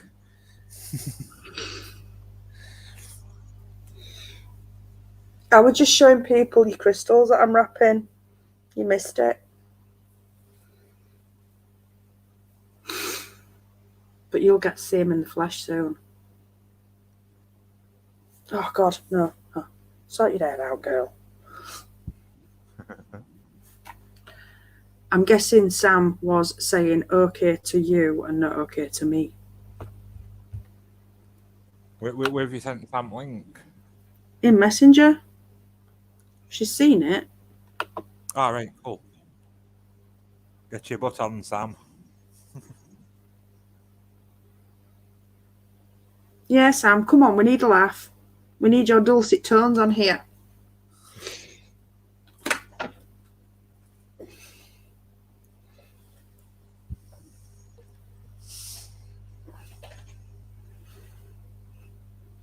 Oh, I'm sick of making bloody mushrooms. What? I'm sick of making mushrooms. Yay! Sam's coming on. Cool. Right, now I want hey, to... Sam. Hey! That's better, cat. Yay! How are we all tonight? Yeah, pretty good. Cheers. Wonderful, thank you. Not too bad, not too bad. We managed to get out to a few places the last couple of days, so I feel a little bit better myself. That's good. Do you know? I'm quite liking your lighting there, Sam. I like the blue. It looks really cool. The blue in the background. Yeah, it looks really blue. I don't understand that because it's white light, not blue. All right. I have a blue top on me. Would that have anything to do with reflecting light or anything? It might do. I like it though. It looks good. Yeah, it does. It looks blue. Yeah, I want to darken the background because I haven't washed my dishes today. Again. Hey, it's not the same as last time, is it? No. Oh, that's good. Oh, good. That grove looked nice that you went to, Sam. Which one was it? It was an oak grove. I think there was some sort of mental health centre near there. Oh, yeah, yes. Funny enough, the cops showed up just as we were leaving, actually. Really? Oh, yeah. Somebody must have spotted us sitting in the woods with two torches talking to ghosts. Did you try and put you back in mental health centre? Well, they wouldn't have far to go. They just have to walk us across the street. You know. But it was, people say that the woods is scary at night and, all funny noises and stuff like that. We just loved getting out because I'm in a outskirts city apartment with a busy road outside and constantly getting that noise and stuff. Yeah. And it was so quiet out there, it was really, really was. Yeah. Yesterday too, I went back to the school that I keep saying that I want to buy. Mm-hmm. It's a school on the Donegal coast and it looks out over the sea and stuff. The only thing is some kids showed up and it just ruined my rhythm. I says, yeah, we'll just forget about it, The funniest part of the whole thing that we captured was Rachel done a massive fart on camera, and we were crying laughing for a couple of minutes, and I says, "Do you want me to edit that out?" She says, "No, give something for people to laugh about, You've got to leave those moments in sometimes, haven't you? Yeah, I mean, like if you're really, really serious about the paranormal all the time, people do get bored, and that's why entertainment kind of creeps in. Some of the entertainment that creeps in sometimes is fake paranormal. But if you can put in a bit of comedy while you are still being serious, what done it for us was, when we had big camcorders pointing at each other, we tended to be more careful about what we said. Yeah. Yeah. Since we started using tiny little cameras and, forgetting that they were actually there, I discovered that I'm a natural swearer. Are you really? Do you know the natural flow comes out? I've a couple of times I've pointed the camera at Rachel and asked her, "What did you think of the location tonight?" And she would go, it was nice. It was nice, She kind of fell apart. Yeah. But with the body cameras, it was like the two of us were talking to each other. Just natural flow. It was pretty, the school yesterday it's a pretty nice place. Overlooking the Donegal coast. It's absolutely fantastic. Unfortunately, when people come on site, it ruins everything. Yeah. You might as well pack up and go home because your concentration is gone. Yeah. You're waiting for them to come back again, Yeah. So. Hey Sam, we had a nightmare experience last week. Right. So me, Becky, and a friend decided to go and check out this abandoned farmhouse, right? And we goes for a drive up, and it's one of them, country roads that you can only just get one car on, and So right next to house, there's like a little lay-by, right, where it then goes into the garden at farmhouse, and they've separated it off with 3 like giant stones, you know.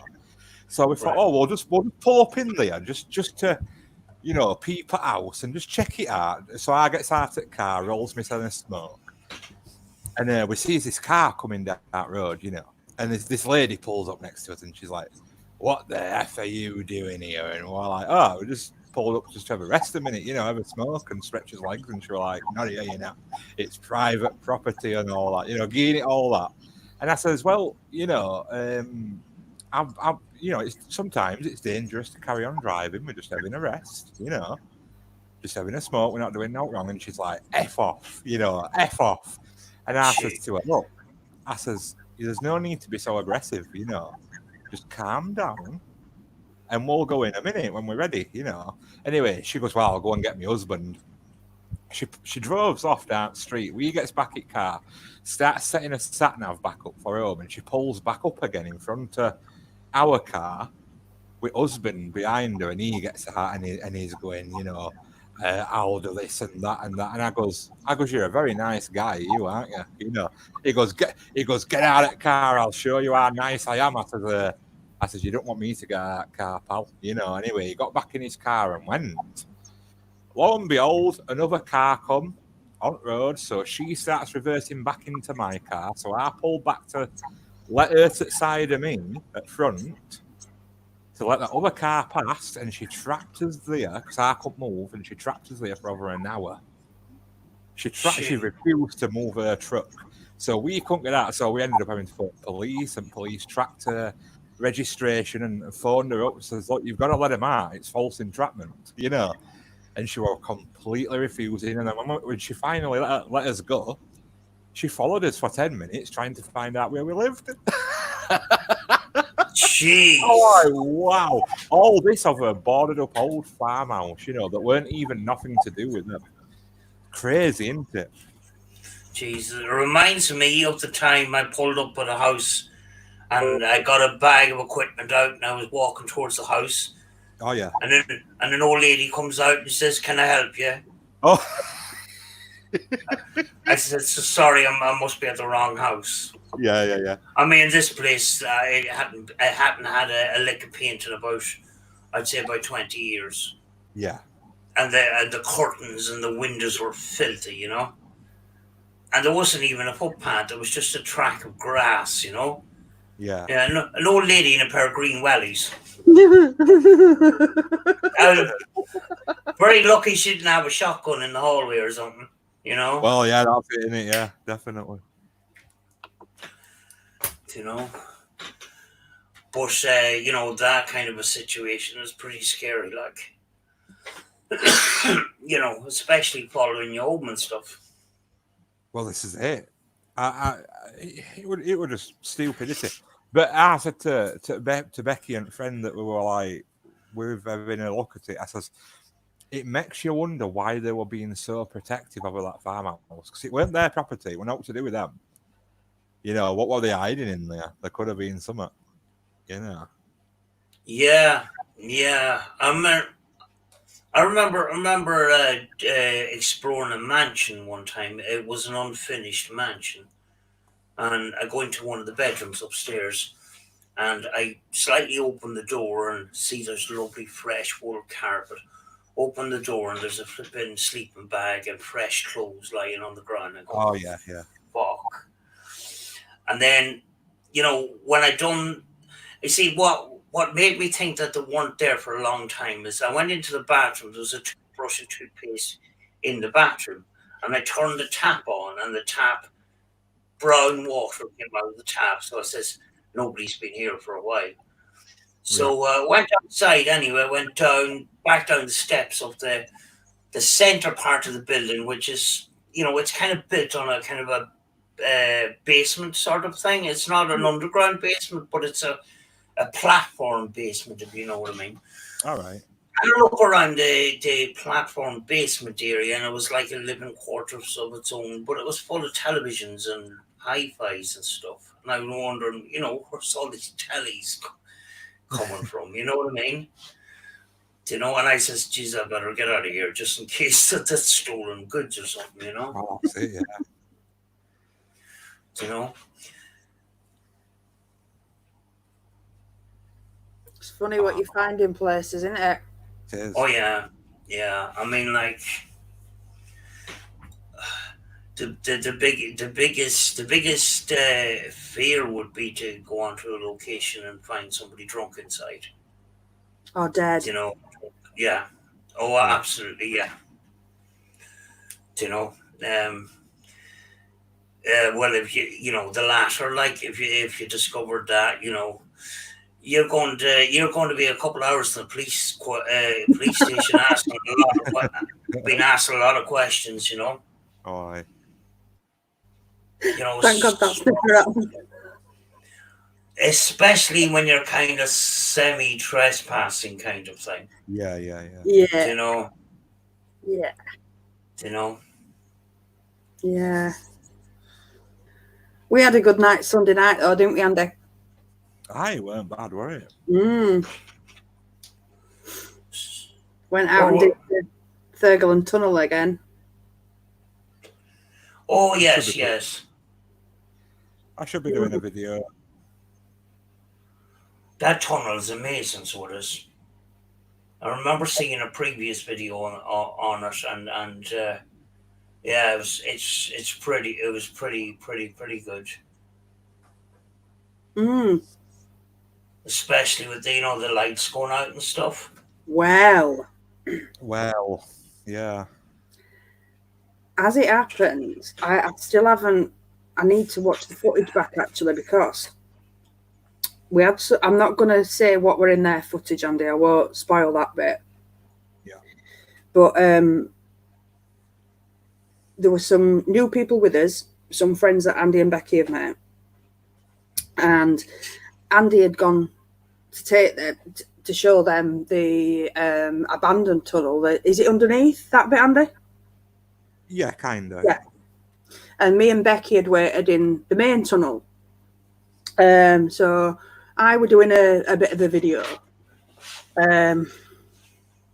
Just obviously just doing a bit of a video for my channel. And I'm just nattering away, just saying, lights normally go off at 12 o'clock. And I literally had the camera in one hand, lifted my wrist up to show the clock, to show me watch, and it's about 11:45, so lights are about to go off, and as I lifted my watch up to say that, boom, lights went off. Oh. On the it like the words came out of my mouth and somebody went bang. Yeah. Whoa. And when you're in that kind of a confined space too, it can add a little bit of fear to it, you know. Yeah. Yeah. It can pop a bit of tension in that place, can't it? Yeah. I'd say it were more of a it wasn't a fear moment, but it was like, wow. It was like, what the? Especially when you're talking and you hear your own voice coming back at you, like the echoes and stuff. Yeah. It's a good echo one, is that place. But we had some, we got some good activity, didn't we? Yeah, it wasn't too bad. Yeah. Because we've been a couple of times and I'd sort of like, not a lot, haven't we? Yeah. So for the three, I've been 3 times now, and I would say activity-wise, that's the most activity I've seen. Spirit box-wise, I think the clearest spirit box responses was the night that we got the look up, listen, and the bang, because me and Bex had just started getting some really good stuff coming through on my box at the other end, but then obviously because we had to do the stop, drop, and bloody roll scenario, that cut it dead. But I'm intrigued to know, obviously, what you've got when you've listened to it back. Yeah. but obviously without giving the game away, I'm dying to know what else you've got. Yeah. You see, Yeah. I don't mind calling the showing up of the something again. Mm-hmm. Because this is something I'm wanting to get deeper into. But Sam, we've had a development. You know the large orb that we've been capturing? Yeah. Well, it showed up again in the tunnel on a different camcorder this time, and on night vision. So we've had a bit of a development there. Yeah, but I mean, like night vision, you know, things are a lot different. You know what I mean? Yeah.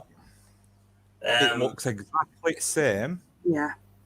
Right. It's very pale again. You know, it's got that paleness, but it actually flies past Rembear and Rembear activates. So I'm getting really excited about what this could be. You know, it's starting to. It moves. Go on, Andy. I'm just going to say I want to dig a lot deeper with it. I need to find out. Gee, you know, when it comes up on both ordinary, you know, ordinary camera and night vision, that's pretty good, because you know the night vision resolution is completely different. Yeah. You know. Yeah. And having seen it on both. I mean, and Kat, you saw that it was absolute raw footage, and it was still on the camera. It was still on the camcorder we reviewed. We'd literally just got back, and because of some camcorder straight into the computer and just fired files straight up, you know, into VLC media player. And we were actually looking at something else, weren't we? You are sorry, Kat. We were actually looking for something else, weren't we? And you spotted it, didn't you? And it were like, and then I saw it, and we actually saw it. What 3-4 times? Yeah. And having seen it on the other camera, the way it moves, it's the same type of movement.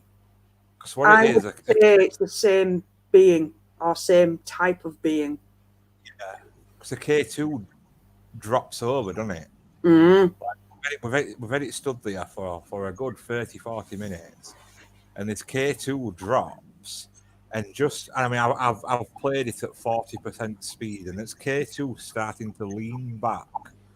Rembear activates, you know, and I've just asked for a loud bang in tunnel as this happened. And obviously, when K2 hits the floor, it makes a loud bloody bang, and it echoes all the way down tunnel. And I was like, "Oh, that's interesting." You know, that obviously I can't prove either way, but just before, when the opaque orb were floating around that area, you know, so it's really cool. It's really cool. Yeah, it is.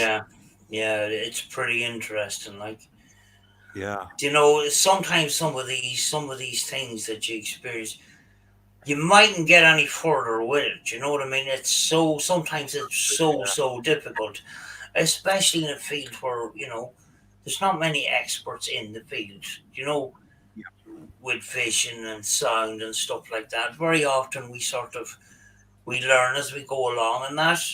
Exactly, Sam. You know, maybe, you know, sometimes video experts, you know, may help, but then again, they don't look into the paranormal very much, you know, that kind of way. You know. I mean, what can they say about that? What expert can? What could they say about that? Well, you know, if it's turning up on multiple videos on different cameras, especially when it's different cameras in different locations, you know, it's pretty good. Exactly. You may not get much answers from there on in, but still, you know, it's pretty good. Very often we come to a dead end. We don't know where to go from there. You know, and that's the difficult part about all this. You know. Yeah. Exactly. I mean, it would be amazing, like you say, Andy, if you can get that showing up at home with audio at the same time. Yeah. That Yeah, would be like, I don't know, Holy Grail, should we say? I don't know. Well, we can just keep trying. That's all we can do. Yeah. Very often the paranormal, we had a case in Cumber House where there was a mass of EMF about 6 foot wide traveling around the room, and I done all the tests I could to try to track cables under the floor and stuff like that. We found this mass about 6 foot wide, and we measured it out with our head and used EMF detectors to see how big this mass was, and tried going lower down on the ground to see if it gets any higher and higher up to see was there any cables interference or anything like that, and there wasn't. And next thing, we were with Peninsula, and somebody says it's tea time now. So he says, well, we pick this up when we come back. So when we went back, that mass was gone, and I had shifted to another part of the room. Yeah. And we didn't get any audio with that. I don't think that some of the things that we experienced we're going to get verbal communication, because it could be some sort of residual energy that can't communicate with you, that kind of way. So, like stone tape theory. Yeah. Maybe that energy that's left over. Well, even energy that just cannot communicate with us with the methods that we're using with Spirit Box or EVP recorders or video recorders and stuff like that, Yeah. But in the woods, we actually, at the end of the night, we got an EVP of a man's voice. Wow. And I was talking at the time, and just as I was finished talking, this male voice came in. Night, Joe. Thanks for coming. I only. If you want some more info, love. Sorry, Sam. I picked up I've only looked at one set of video files. You see, Rachel was filming as well, so I'm looking forward to seeing if that EVP was picked up on her camera as well. Yeah. It's very, very difficult when you have two people on site with two different cameras, because I have to edit her video as well. But to try and get evidence, when you see evidence in one, you have to go to the other video and try to find the same spot to see, So you've got a lot of files to go through to try and get stuff, Yeah. And that's why people are saying, when is the video coming out? People expect you film, yesterday and the video is going to be out today. It's not going to happen, because it's paranormal. The paranormal investigation starts here. You take the information from the location, you bring it home, and then you investigate it. It takes such a long time to sit and go through it and actually analyze each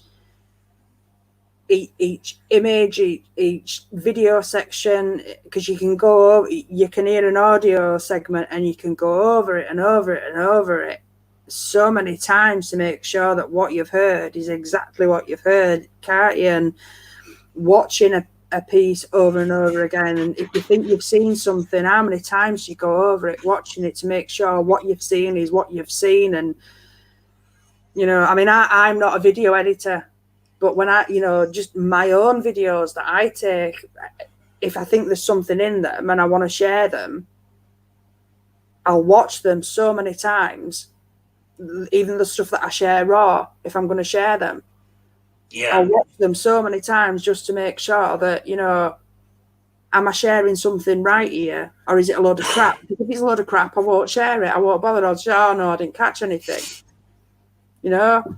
So I've watched Andy editing, you know, so I know, you know, just how much time, effort, and energy goes into editing. So people don't get that. They don't see that side of it, do they? Like you say, they think, you know, oh yeah, you went around injured invest. Where is it? Because they tend to only see like your big YouTubers that go out and do the live streams.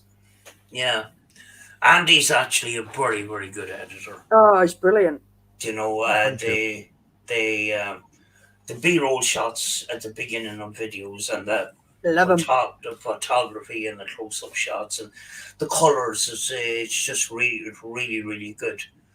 Yeah. I actually stopped putting music in my videos because I've had copyright-free songs used in videos, and then next thing they're claimed. Yeah. Yeah. Two videos claimed last week, one the week before. And I don't know if they're illegally just stealing them, and YouTube's not doing nothing about it. But I don't know where to go from there. You know what I mean? Yeah.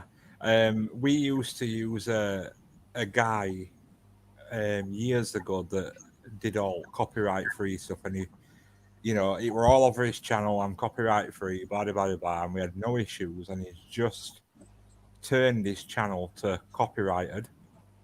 So now he's going after everybody that's used any of his songs over years, and it's like, you can't do that. You know, at one point in time, you were boasting all these were copyright free, and now he's decided no, they're not.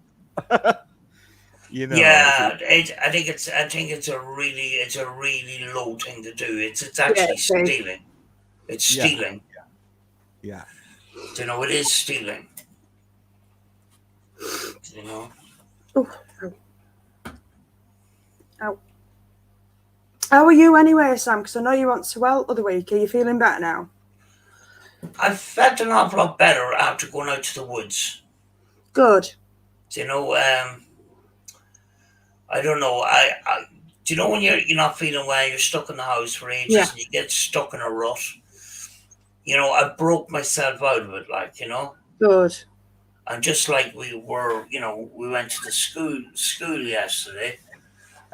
You know, it got us out of the house, even though our investigation was a complete and utter. It was a complete and utter mess. Well, I wouldn't say it was a complete and utter mess, but it just didn't end the way I wanted it to. Yeah. Do you know?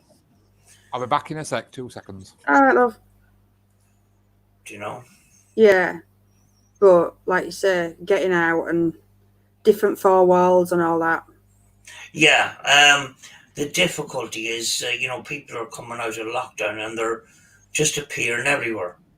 Do you know what I mean? You go to the. I was on top of a cliff in a rural school in the backside of Donegal, and 3 girls show up on the scene, and we didn't see a single person out in the road. Do you know? I was just. And it was the same thing. It was the same thing with other locations that we done. Yeah. You know, like in and around the hospital that went on fire and stuff like that. But if I had the money, I would buy this school. Yeah. And turn it into a house. The view out those windows were absolutely beautiful. You know, and it's so quiet and peaceful in that, you know. Yeah, I bet. You know, and it's still a fresh enough building too. It's, you know, 1958. It's not that old, you know. Oh God, that is quite, yeah. Yeah. That's about the same age as my house. Yeah. You know, so it's not that old. I mean, like, yes, the windows are gone in it, so the elements is coming in, the rain and stuff like that. But basically, there's no holes in the floors or anything like that. The flat roof is starting to leak a little bit, so you know it's a pity that these are lying there, like, you know. Yeah. Do you know? You know, selling it cheaply to somebody could save it, you know, and you know, if I had it, I would keep it looking like a school. Yeah, yeah. Keep it some features.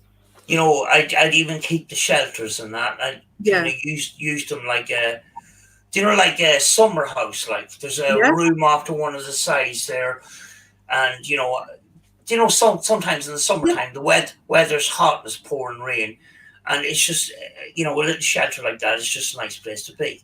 Yes. You know. Yeah. Well, the windows, they're the typical school windows. They're Yeah. massive, big long windows, but just looking out over the sea. Yeah. It always frustrates me that when you see all these empty rows of empty houses just sat rotting away, and then you've got all these homeless people. It's like, I mean, I know they started doing it.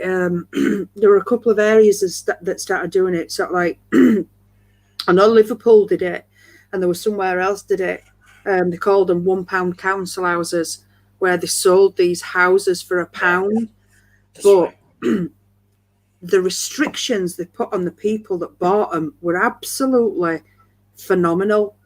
When it actually got into it, they only had a year to actually complete the build from like signing on the dotted line. Gee. Which a year in itself doesn't sound too bad. You think, oh yeah, I can do this house up in a year. But what they didn't tell them was the house was in a worse state than what they were led to believe. And by the time they got in, some of them only had 3 months to actually do the work by the time they actually got in. And if they didn't actually complete the work to the standard that the council saw fit, they got the house taken off them, regardless of how much work they'd done on it. So somebody could have spent 100 grand on that house, and if it wasn't finished to the council standard, the council took it back, and the person lost everything. So it was a right scam with that scheme. Yeah, those houses were. I've seen some of those houses. They were in terrible condition. Yeah, they were. Why didn't they just sell them to people for 10, 20 grand and say, there you go. Yes, all right, put a time limit on it so that people weren't just, willy-nilly letting them rot away. But why put all those restrictions on them? And the stupid thing they did, instead of like, doing a street at a time, they were like selling one house on one street, one house on another street, and then they were wondering why that house were getting vandalised and that house were getting vandalised and that house were getting vandalised.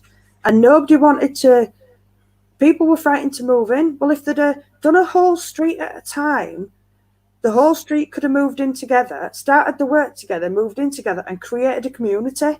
That's right. Yeah, I seen that I seen a documentary on it actually. Yeah. It was a bit of a mess.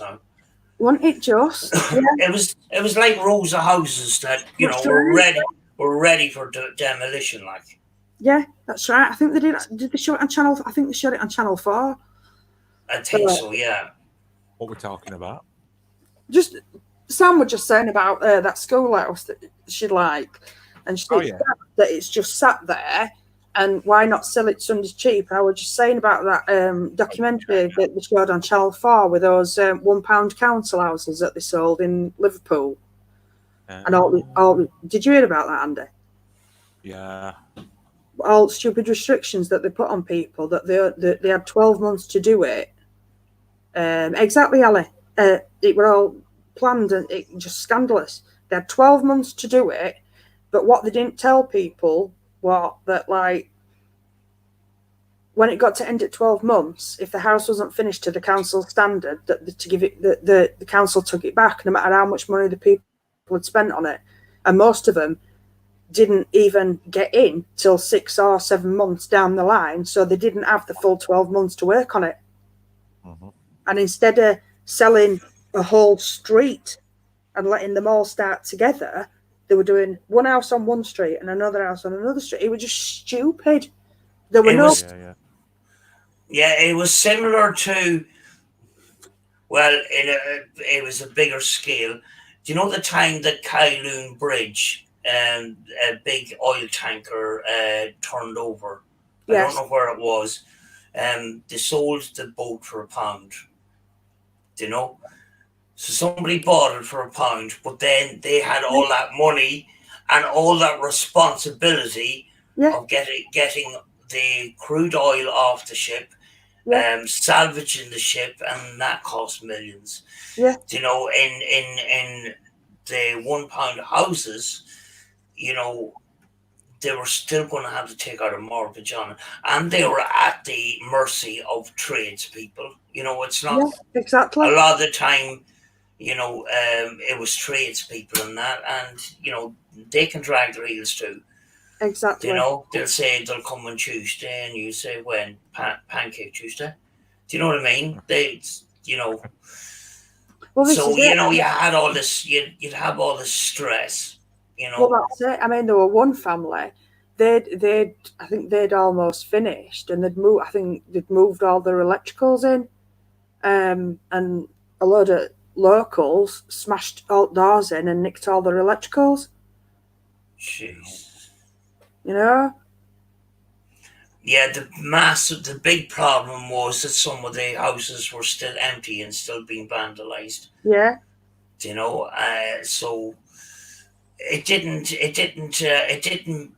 make a good situation because of the antisocial behaviour around that. You know, so I went to actually look at a house last week, and we had to postpone the visit and that. Yeah. But I says, I'll drive down to the local shop and I'll ask them how big is the backyard, you know, because I didn't see the house yet. I drove to the shop, and the shopkeeper is on the phone to the glass company, getting quotes for to replace glass in the upstairs and the back end of the shop, because young people had thrown stones and broken windows. And I says, right, that's a sign. Yeah. Don't even bother about this house. Do you know? Yeah. That's it. I mean, yeah. It's always a good thing, isn't it? Have a drive round first before you go and look at a house, see what the local area is like. Yeah, it's just exactly that time when I went in to ask him about what is the backyard space in that house, and he was on the phone to the glass people because his shop had just been vandalised. That's it. Had you gone in 3 days later when glass had been repaired, or 2 days before they'd broken the glass, you might not have known that, and you might have taken that property not knowing and found yourself in a situation that you didn't want to be in. Yeah, especially when it's you know, a terrace house with no off-street parking and that, and me getting my car damaged and stuff. Yeah. You know, it's just that's the last thing you want, isn't it? It was the best thing to walk away. But Rachel was looking for alternatives, and we found this house. It's out in its own, out in rural Donegal and that. And it was a 2-story farmhouse with sheds and the yard and a bit of land and that for 20,000 quid. Really? Yeah. And it's, you know, it's got all the windows and the roof seems to be all right and stuff like that. I don't know how much it needs to be spent on it, but, you know, 20,000 quid's not bad, like. Bloody hell. I need to tell my mum. She'll be there like a shot. Yeah. I'm 49 years old. I'm not going to get a long mortgage, you know, that kind of way. Yeah. So I have to try and do things on the cheap. Yeah. You know? But, I'm just going to go through. I don't know if I'm going to follow through with it, but I'm just going to try and go through the process anyway. Well, why not? To try and get out of this apartment. I'm grateful and all the rest of it, but they are tiny little apartments. Yeah. In a very badly. When I moved in here, there was fields around me, and it's now full of houses and antisocial behaviour, you know, in the line of drugs. Yeah. You know, it's pretty bad. It's pretty bad and getting worse. So, you know, I thought this might be my way of moving forward, kind of thing. Yeah, time to move on. and I'll have more place for all my creepy stuff. Yeah, you need a barn. I need one of them haunted museums. You know? I was just gonna say. Well, it's better than renting one, like. Yeah. Do you know, at the end of the day, renting is dead money. It is. You know, you're not. And I've been renting all my life, kind of thing. So yeah. I thought, but then again, you could run into a big money pit. It's catch-22 in it. If you're renting, you're paying somebody else's pension. Yeah. Kind of thing. But you've got the security of knowing that if anything goes wrong, you can ring your landlord and say, this needs fixing. Yeah. If it's yours, it's yours, and you can do what you want with it. Yeah, exactly, yeah. So it's 22. So one of the main things I think is I miss having a garden. Yeah. I haven't had a garden in 6 years. Wow. Yeah. It'd kill me not having a garden. Even if I was somewhere that only had a small garden, it would kill me not having a garden. Yeah. A place to sit. Yeah. I used to always, the first thing I'd do in the morning is stick on the kettle, open the door and go outside with a cigarette and a cup of tea. Yeah. My neighbours used to say, is that cup super glued to your hand? Because every time I see you have that cup of tea and a cigarette stuck in your hand. Yep. That's what I do every morning, even if it's raining. Yeah, same here, yeah. Yeah. I'm always pottering about in garden with my coat on if it's raining. Your garden seems to have lots of wildlife. It certainly does. The wildlife is too scared to come around here. Even the wildlife is too scared to come here.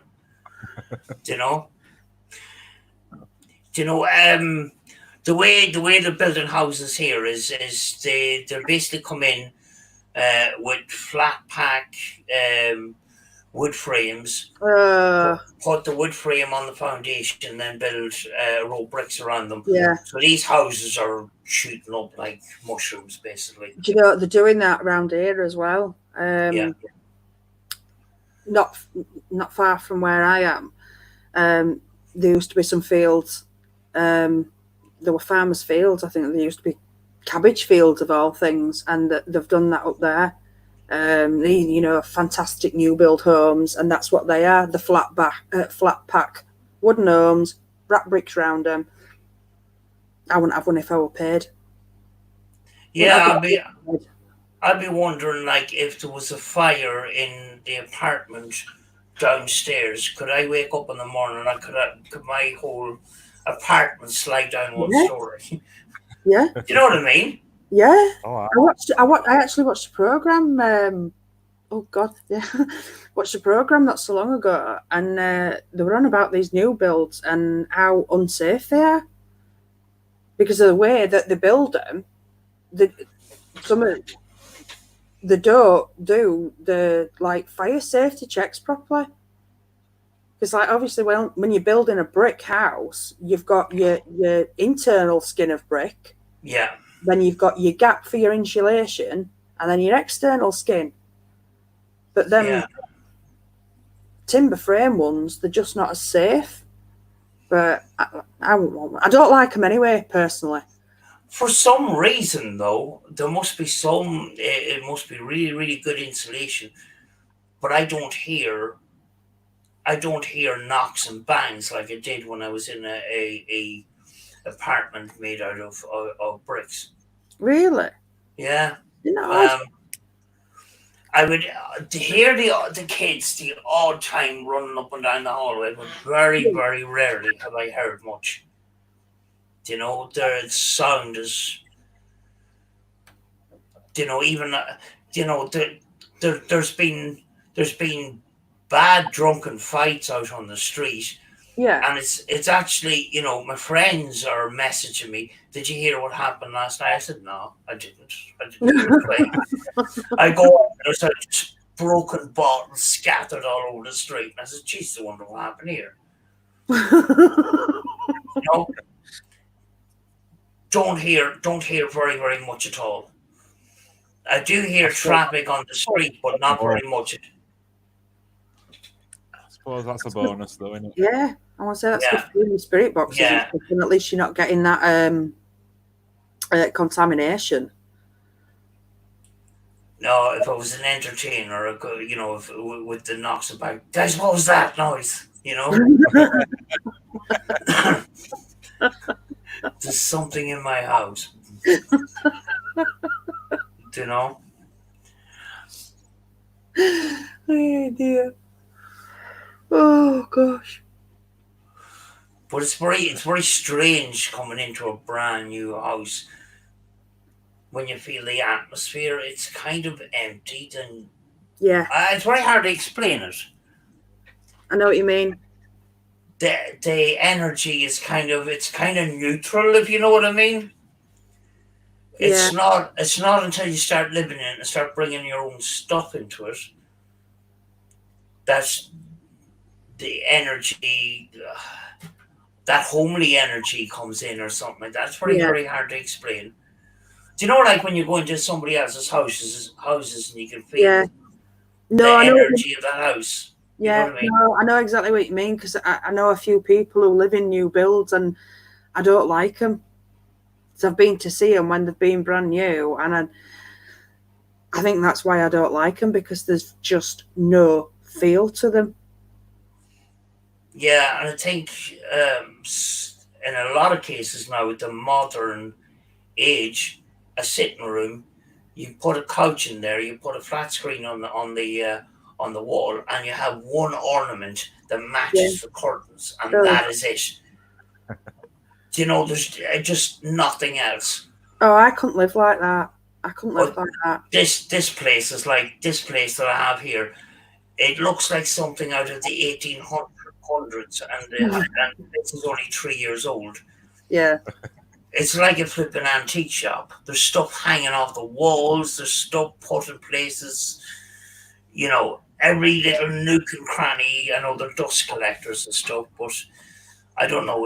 It brings that character to the house. You know, that kind of way. Well, you've got to have character in your life. I think they're boring when you go into people's houses and they're like that. It's just that's my opinion anyway. Well, I have dolls in glass cases and stuff, and then I wonder why my friends don't call around anymore. You know what I mean? Well, that accidentally on purpose, Sam.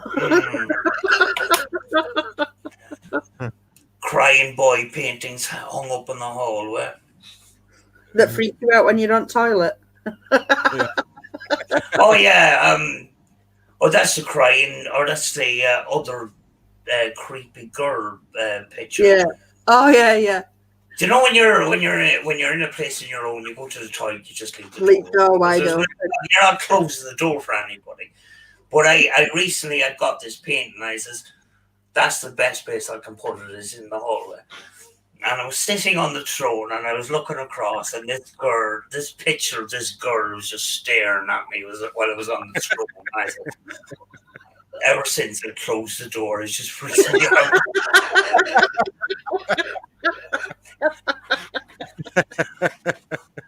But I was just thinking, you know, in the 1970s, people had some of these pictures are from the 1970s. Yeah. What convinced them that a picture like that will make their house homely?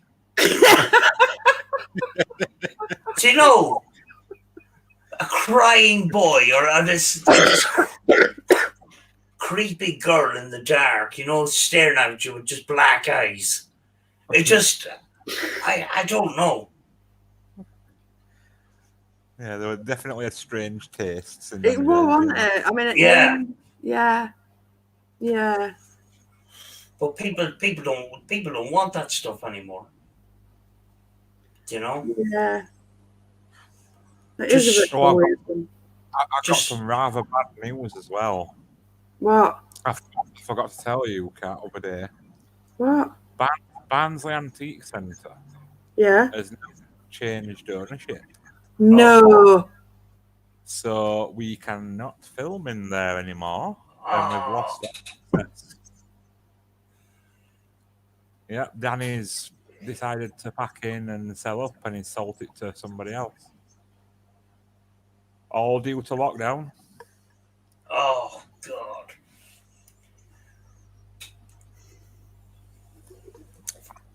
I were absolutely gutted. Gee. That's such a good place, too, like. Yep. So I'm actually planning a revisit very soon, you know. But yeah. That would have been really cool. You know, because it's been a good couple of years since we went, hasn't it? Yeah. Maybe in time, you can get some sort of relationship going there. Oh. You might get back. You know what I mean? Yeah, that's the thing. That's the point, actually, Sam. Because if they start getting activity, they might actually contact Danny and go, Danny, what's going on? Who were them people that came? We need help. Yeah. Well, it's known all over the internet for hauntings more than antiques. You know what I mean? Yeah. Especially that glass door exploding and stuff. Do you know? In fact, activity might ramp up if it's somebody new. Oh yeah, it may do. Yeah. Mm. Yeah. Hiya, Evelyn. Oh, it's all right. Nobody got notifications anyway, for some reason. So don't worry about it. I liked that episode you done in your mother's house. That was pretty good. Good. You know, the REM pod responses were pretty good. Weren't they fantastic? Weren't that absolutely brilliant? Especially when there's 2 REM pods involved, you know what I mean? Yeah. That wasn't that phenomenal. Yeah. The fact that there were two energies responding separately. Yeah, two trying to like make us identify those different. Yeah, really cool stuff. That is just like you said, Andy, pure intelligence. Mm-hmm. Yeah. You know, it was pretty good. It was just, and it was kind of down to earth too, and the way Andy approaches things in a sort of respectful manner. It's a good example to other people. You know what I mean? You know, you see people going in and they're demanding answers and stuff like that, rather than being nice to them, being nice, you know, that kind of way. You know, if you're shouting and say, you know, tell me who you are, or, you know, you know this, the YouTuber thing, you know, the angry trying to, it's, you know, you can't do that all the time because, you know, when you think about it, if you'd done that to somebody on the street, they're not going to flip and talk to you. They're going to tell you to F off and they're not going to communicate with you. That's what I always used to say, Sam. I always used to say to people, treat them like a person. I said, the way I see it, I said, forget what you think you know about this place, this person that you think you are coming to see, investigate, whatever. I said, just because you believe this person may have been a bad person, I said, you have absolutely no idea. I said, because there's stories that you have been told about this person. I said, we weren't there in history. I said, treat that person as if you would wish your grandparents or your parents to be treated. I said, because at the end of the day, Andy, when I say this next bit, remember, this is when I was working for I said, they were once upon a time human. They were once upon a time alive. I said, treat them with respect. I said, treat them as you would wish to be spoken to. I said, and you will get a much better response than treating them like a piece of shit. I said, don't walk in there going, you're a nasty demon. You're this, you're that, you're a poltergeist. Come on, throw something at me. Come on, do this, do that. I said, don't go in anywhere with that attitude. I said, because you won't get anything. And the responses that really Haunted used to get after coming to events where I'd been the lead host were unbelievable. Everybody wanted to come back to an event that I were working on because of the way I approached it and the way I explained the paranormal to them. Remember, there's this house that we investigated twice. It's owned by a family and stuff, and it's renowned to have evil energy and stuff like that. And I was with another team, and there was actually another smaller team with them, and there was one or two of them going, "Are you a demon?" Oh, you're not. This kind of provoking and stuff. And I'm going into this. My mindset is, I'm going to treat these, whatever energy's in here, the same as I would treat the family and the way that the family treated me, very nice people and stuff like that. Sure, they were going down to the creepy basement going, oh, this kind of thing. I went down to the basement and I started cracking jokes. And I actually got a laugh on the spirit box. I actually got a laugh on the spirit box because I'm not going to fully take a person's word for it. I'm going to go in and find out for myself rather than so you start off nice. Well, you try and stay nice no matter how bad things start to get or whatever. And if you have to resort to provoking and stuff, you might as well just finish up, you know what I mean? Definitely. And if you start to provoke in a negative way, you just might as well finish up, sort of thing. Just stick of being nice, no matter if your spirit box is coming out with which F you and all the rest.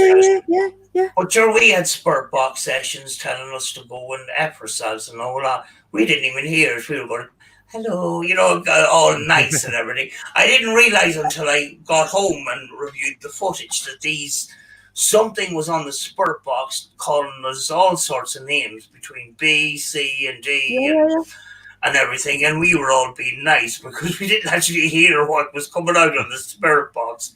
And it was quite funny. Me and Rachel were all really nice.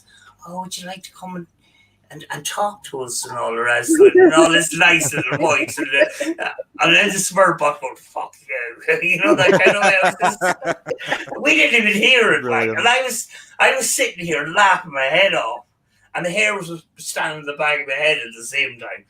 And I brought the clips to Rachel the next day. He says, you gotta hear this. It's just there's something nasty down in that graveyard and we didn't even know. But I don't know. I would just rather keep the positive attitude throughout, and you get stuff thrown back at you and stuff like that, and nasty growling and stuff like that. We don't know what those growls are. No. I picked up growls on camera, but people associate those kind of sounds with evil and demons and stuff like that. I might be completely wrong. Yeah. It might be just completely wrong. It's just animals make funny noises. They do. We don't Sam, I was just gonna say exactly that. We don't call wolves demons, or we don't call bears demons, or dogs demons, and they make growly noises. No, I was just gonna say that. Yeah. So our understanding of the paranormal is It's far from there. It's Oh God. tiny little percentage, Yep. Do you know what I was going to ask you? Did you ever hear of a guy called Edwin Saunders? Yes. Oh dear. We absolutely love him. He's brilliant. Do you think it's legit? It looks legit. No, it's definitely CGI. I'm flipping gutted, so I am. I was saying we found the guy who does his CGI, but we don't know if there's a bit of a Cottingley style thing going on. Yeah. Where if he may have had some experiences in past and he's just showing us stuff, similar to what he's experienced. That's our kind of theory at the minute. Yeah. Right. That's what I think, because in one of his videos, he actually sits and sketches. So along with what Andy's just said, I think this guy is probably very much like Andy in that he can see the fae and has probably been able to see, and I don't know if he can communicate with them like Andy can, but I think he's probably been able to see the fae for a very long time and has probably drawn the fae for a very long time. And maybe somebody he knows who he's gone to for help with his video, with his recording, who just happens to be really, really good at doing CGI work, has helped him with a visual representation of what he actually sees. Right. Like the one where he has the camera facing himself and he says, look guys, look behind him. Yeah. That one blew my mind. But then when it came to, there was a couple of little creatures and they were throwing acorns and that. Oh, I love that one. Bloody love that one. I was scratching my head and I was saying, that doesn't 100% look real. But he looks like he's not producing these videos with very high editing skill. You know what I mean? It comes across a kind of like an amateur kind of a way. Yeah. That he's just trying to document something. Mm-hmm. So that's what caught me a little bit off guard. But I thought the one with where there was three creatures and they were throwing acorns to each other and stuff like that, I thought that one was a little bit, especially when you seen the one waving the hand. I says, nah, fucking hell. The other one, I was looking at, and Rachel, I was in Rachel's house. I said, Rachel, you need to flip and see this. And Rachel looks at me and she goes, fucking hell. I says, do you want to go to the woods? And she says, yeah. And that's why we went to the flipping forest. That just made fucking hell. Yeah. Brilliant. Yeah, that's that one that got the most views. I was gobsmacked by that. But the acorn one, I was going, oh God, I don't know. Yeah. I don't know. Yeah. I don't know. It's a pity. It is. I think it's an even bigger pity that it's just vanished into for the last couple of years. Well, it's been about 11 months now. Nobody's heard from him. Shoot. I thought it was longer than that, Andy. No, it's about 11 months. He'll have to put the video up. I'll tell you which other one I like now, where he gets shot in the neck by a fairy. And he's cutting his hair off on that in his beard. Make a fluffy pillow. He's definitely a character, isn't he? Yeah. Oh, I was sitting in Rachel's house, and do you know the time he went into the woods and he left his bag and went off somewhere and came back and his the next and you see it? Fucking hell. Did you see that one where he takes that Nerf gun and that woman comes and says to him, what are you doing? And he's like, I'm shooting trees.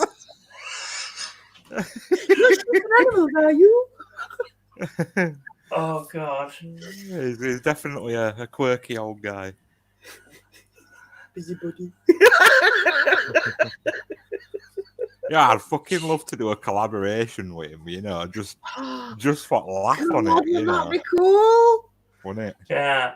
I sent you that video. When I sent you that video, I says, Andy, you need to see this. Kind of thing. So that's why I sent you the video. I was gobsmacked by that, but then there was a couple of things that was in. I don't know. But, you know, the fact that he wasn't doing videos very much means, well, he's not seeing them very much. So it's kind of true. He's not seeing them every flipping week. Yeah. So, you know, there might be something to it, sort of thing. You know? But it's a bit like the Cottonary Fairies, you know, it kind of opens your imagination. There's no sort of harm to it because it's a positive kind of thing. It gives you a positive vibe. Yeah, definitely. You know, it's just, yeah, you know, it's it may be a little bit of a bit of trickery and that, but it's sort of, I don't know what way to put it. It's like it's done in a kind of a positive way. There's no harm meant by it whatsoever. No. There's no malice meant by it. And I don't think he's doing it with the intention of... He's not intending to fool anyone. He's not set out to be a big YouTuber. He's not... He's into it because he looks like a garden gnome, doesn't he? He does, doesn't he? Yeah. I'm just looking at my shadow behind me. Look at this flipping huge.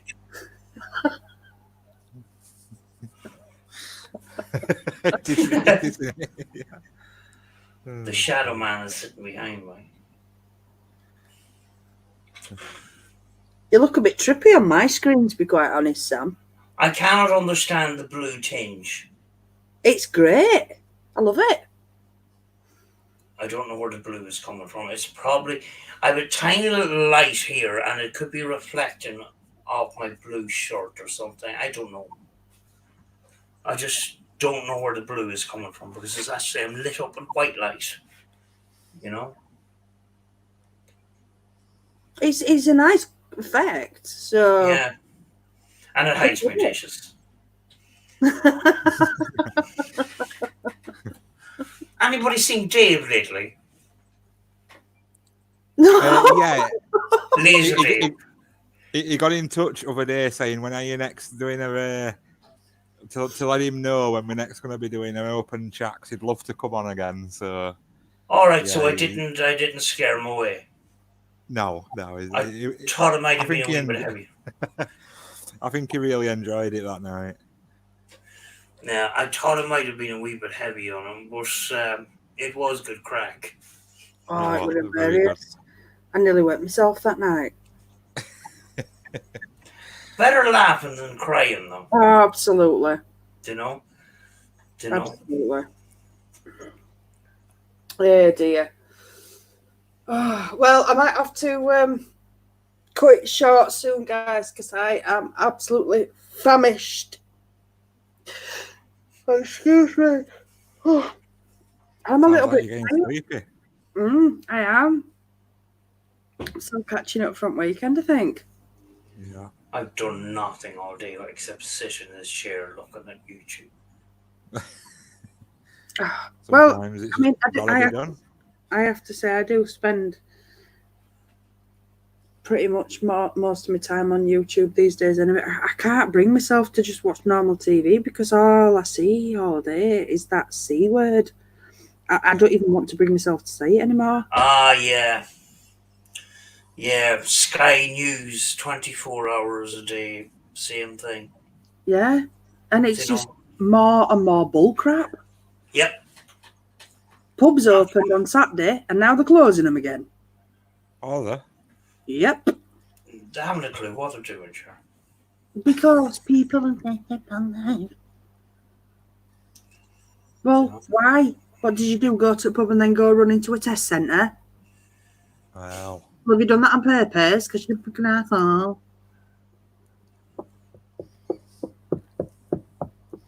I've got no time for that stuff. Roll on 2021. Nobody mentioned 2020 next year, please. Well, at the moment, we're just trying to salvage what we can. Yeah. You know, the intentions was to travel the other end of the country and get to beautiful castles and stuff like that. Yeah. We'll just see. That's all we can do. I've just seen Evelyn's comment. Have they done the same to you, though, as what they have here? We've got lockdown, but that's because of new cases. That's only because they've put testing centres in places. So, of course, there's going to be new cases because they're doing more testing. So, there's going to be new cases. But please remember, guys, people who are asymptomatic can't even pass it on. And don't forget, guys, there's nurses who work in these testing centres who are very, very aware of what's going on, who have been sending tests that have not even been used with fake names and date of births off to be tested, and they've been coming back positive that have not even been used on humans. They've sent them off on purpose just to prove that it is a load of shit. The thing is, in order to solve a problem, you have to go straight to the source. And there's a big, massive question mark over that source. And the Chinese aren't going to let us in to investigate whether it came from animals or did it come from a lab or any of that. It didn't come from animals because in order for zoonosis, it takes hundreds of years for a virus to transfer species. It doesn't happen in the space of a couple of years or a couple of weeks. For a virus to have any indicators that are 100% identical marker, the only way it can be 100% identical marker is when it's man-made, Sam. Mm-hmm. It's crazy, isn't it? Right? Yeah. They've never truly isolated the virus, for a start. Nope. The only thing that they have said is there are certain markers within it that they have found that they're 100% identical to SARS-CoV-2, which means it's fucking man-made. Yeah. You're very passionate about this, Kat. Yes, I am. Aren't you?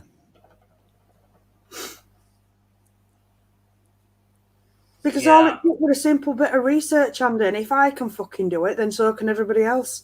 Yeah. The information's all out there for everybody to see. And do you know what? The worst bit is, Andy, as you well know, the majority of this information that I have found out has been given out on the public platform. And most fucking dickheads have missed it. They have said it out of their own mouths. Yeah, I know what you mean. I've heard some terrible stuff, but, you know. And Ali's with me 100% on this. Yeah. Ali knows. Ali's a nurse. Ali knows. Yeah. Anyway, it is all. I'm going to stop there before I get angry. Yeah. Oh, dear. Blow out the bad. Feeling the good. Happy now. Keep it out of the zone.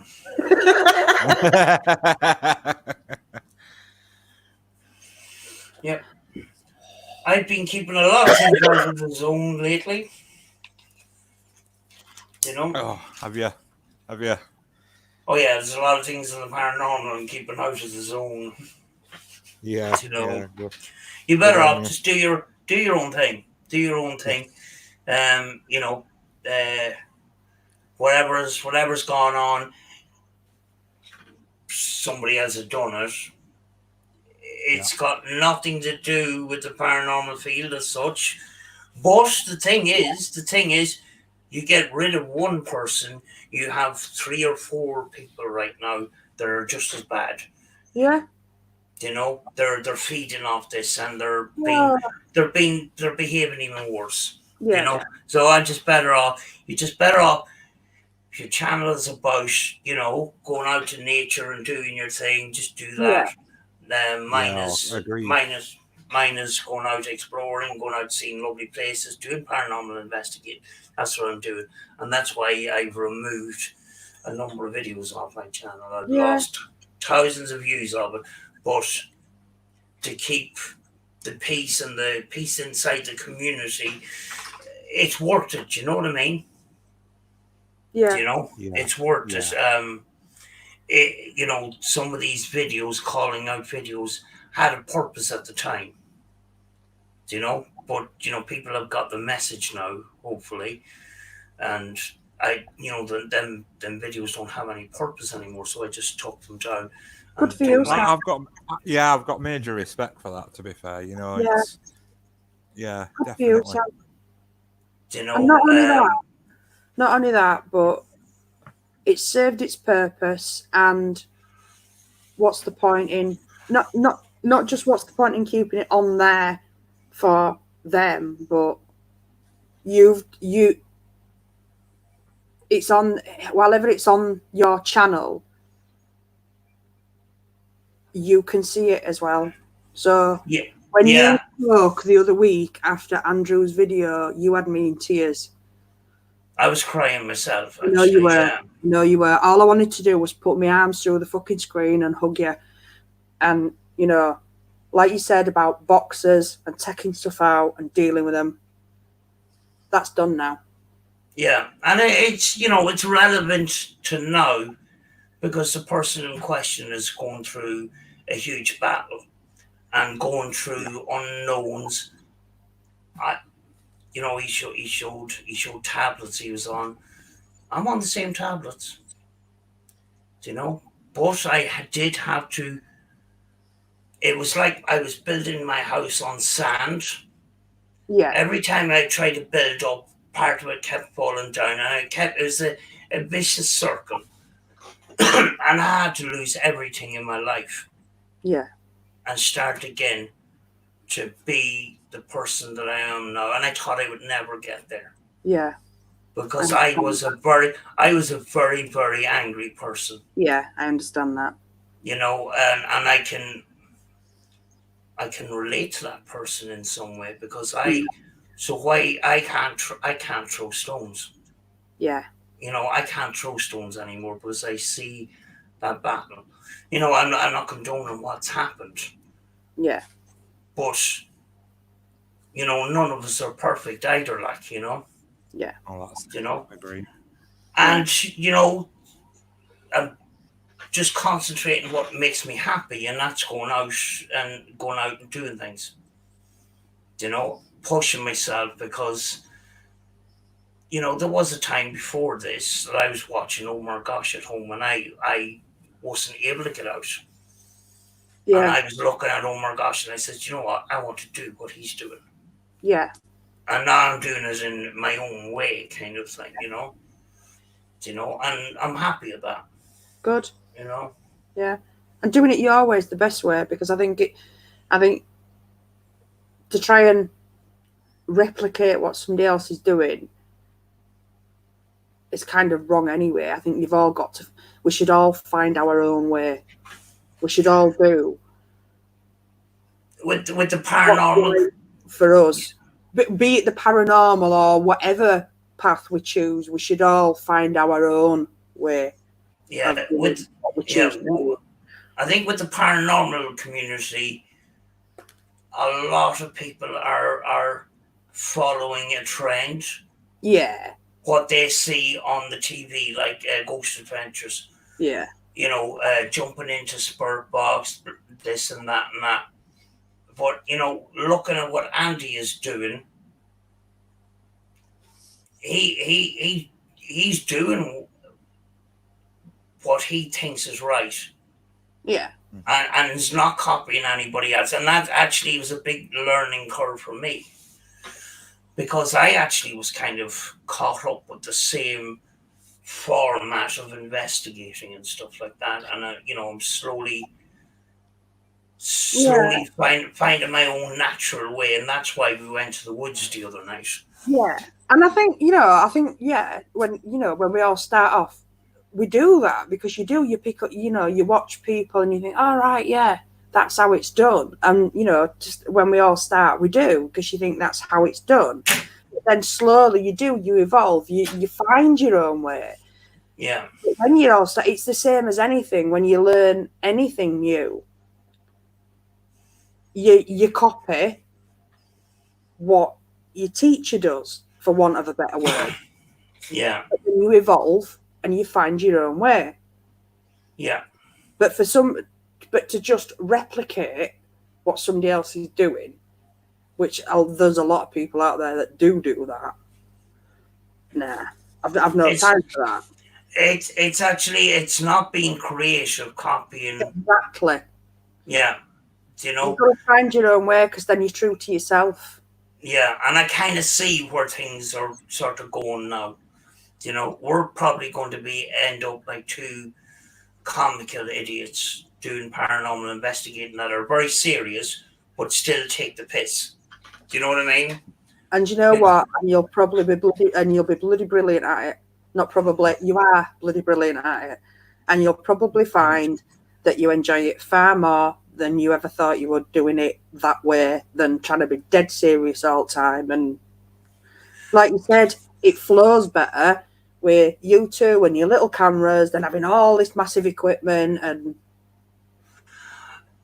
I think, putting a comical side to it and us bursting out laughing, you're giving off a kind of a positive energy, and you may be able to attract more that way. Yeah. I don't know. Definitely. And it shows you inside.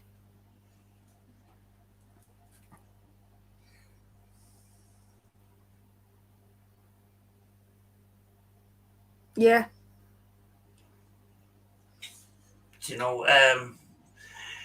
We started off all sciencey and all serious and stuff like that, and YouTube as a platform is an entertainment platform. And there's with the paranormal, there's a couple of ways of adding entertainment to it. There's the faking way, or there's personality, like putting in a bit of humor into it. And we decided we would just be ourselves, because we did actually put a shield down. I noticed when I was filming Rachel, she was a little bit on edge when I had this big camcorder stuck in her face. But if there's a tiny little body camera, that shield seemed to have lifted, and that's why. Yeah. That's why you see more swearing in videos now. I didn't realize how much I swore in real life. I tell you what, I didn't realize how much I sniff. Definitely the sniff counter. Yeah. The investigation we done yesterday, I'm that type of person. I have to go home and see the evidence, see the files straight away. I can't just leave it there and say I'll deal with it in the morning. Yeah. We went straight to Rachel's house. The first thing we went to is to try to find that file where Rachel farted, so the two of us started crying laugh. We weren't looking for the evidence, we weren't going, wonder, we'll go home, we'll listen back to this EVP. We're just looking to listen back to this big massive. She was sitting on this bench and it just rattled. And I was two of us were crying, laughing, and I says, I says, do you want to edit that out? And she says, oh, no, leave it in, Brilliant. But it was hilarious. I think it was the highlight of the day. So doesn't say a lot for the evidence, really. Do you know? Do you know, I think sometimes though, Sam, it's nights like that you end up getting your best evidence. Oh, yeah. I mean, like, you're going to attract more with a positive energy than a negative one. Oh, absolutely. You know, if I'm not feeling good, I'll not do it. I'll not go out. Yeah. You know, and there's times I haven't felt 100% positive. And, you know, Philip from Paranormal Tech, he said on stream, you know, Samantha, you need to take a break. You know, this was a way back last year, and I says, you know, you actually are right, because the frame of mind wasn't there, and that, you know, and that's why I don't do lives either, because I want to concentrate on what I'm doing. You know, yeah, you know, it's a lot of work when we're going, you know, when we go home and that. But I'm not going to do an investigation trying to concentrate on getting a connection there, because you have to use your energy to get that connection, that, and then look on the chat and go, hello Bridget, hello Mary, how you John? Do you know, that kind of way? I don't know, for me it doesn't work. Yeah, I know what you mean. You know, the viewers love it because they're part of it, or they're investigating with you. But I haven't got to that stage where I can bring a live chat into it, you know? Yeah. You know, maybe in the future, but we'll see. I think lives aren't too bad if you've got somebody there on the camera who can chat to the viewers, and you've got somebody who can be doing the investigation. Because like you say, if you've got somebody doing the investigation who can be in the mindset doing the investigation, it can be very difficult to switch modes, because once you're in that mode, mindset, investigation mode, that communication mode, it throws you. Once you get that communication going, and then you're like, what was that, what and if you lose that connection with whoever who or whatever you're communicating with, to answer a comment or a sub, whoever you're talking to can go, see ya. If you're not going to talk to me, to talk to them. Ta-da, I'm off. Yeah. And I think it's you know, especially what you're doing, Andy, you know, you like to concentrate on what you're doing and that. Oh, yeah. You know, and you know, you do the lives when you're at home and stuff like that. I think that's a good way to do it, you know. Because you're still engaging with the audience and that, and that's the way I like it as well, you know.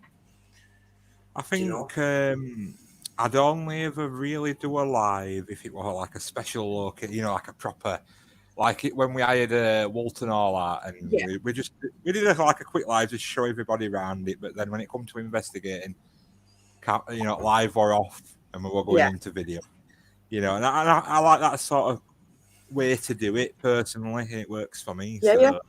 I don't think there's out wrong with that, Andy. I agree. Well, you know, the other side of it is a lot of the time, you know, the chat is talking amongst themselves anyway. You could concentrate on what you're doing and say, listen, 10 minutes times, I'll give you some shout outs, or I'll engage with the chat. But right now I'm concentrating on what I'm doing. You know, pick your times to take a break and then talk to the chat, you know, because when we're doing investigations, we do take little breaks, you know? Yeah. You know? Yeah. Right, I'm going to wrap this up, guys, because, like I say, I'm starving. My belly and my throat's been cut. So thank you for coming and saying hello, everybody. Thank you so much, Sam. Thank you very much. Thank you. So thank you, everybody. And for those of you that did come, if you do want info on pain, sleepies, just drop me a message. Either, you know where to find me. So thank you so much, everybody. Mwah. I'll see you soon with the next one. Bye-bye. See you later, everybody. Good night. Bye. Night.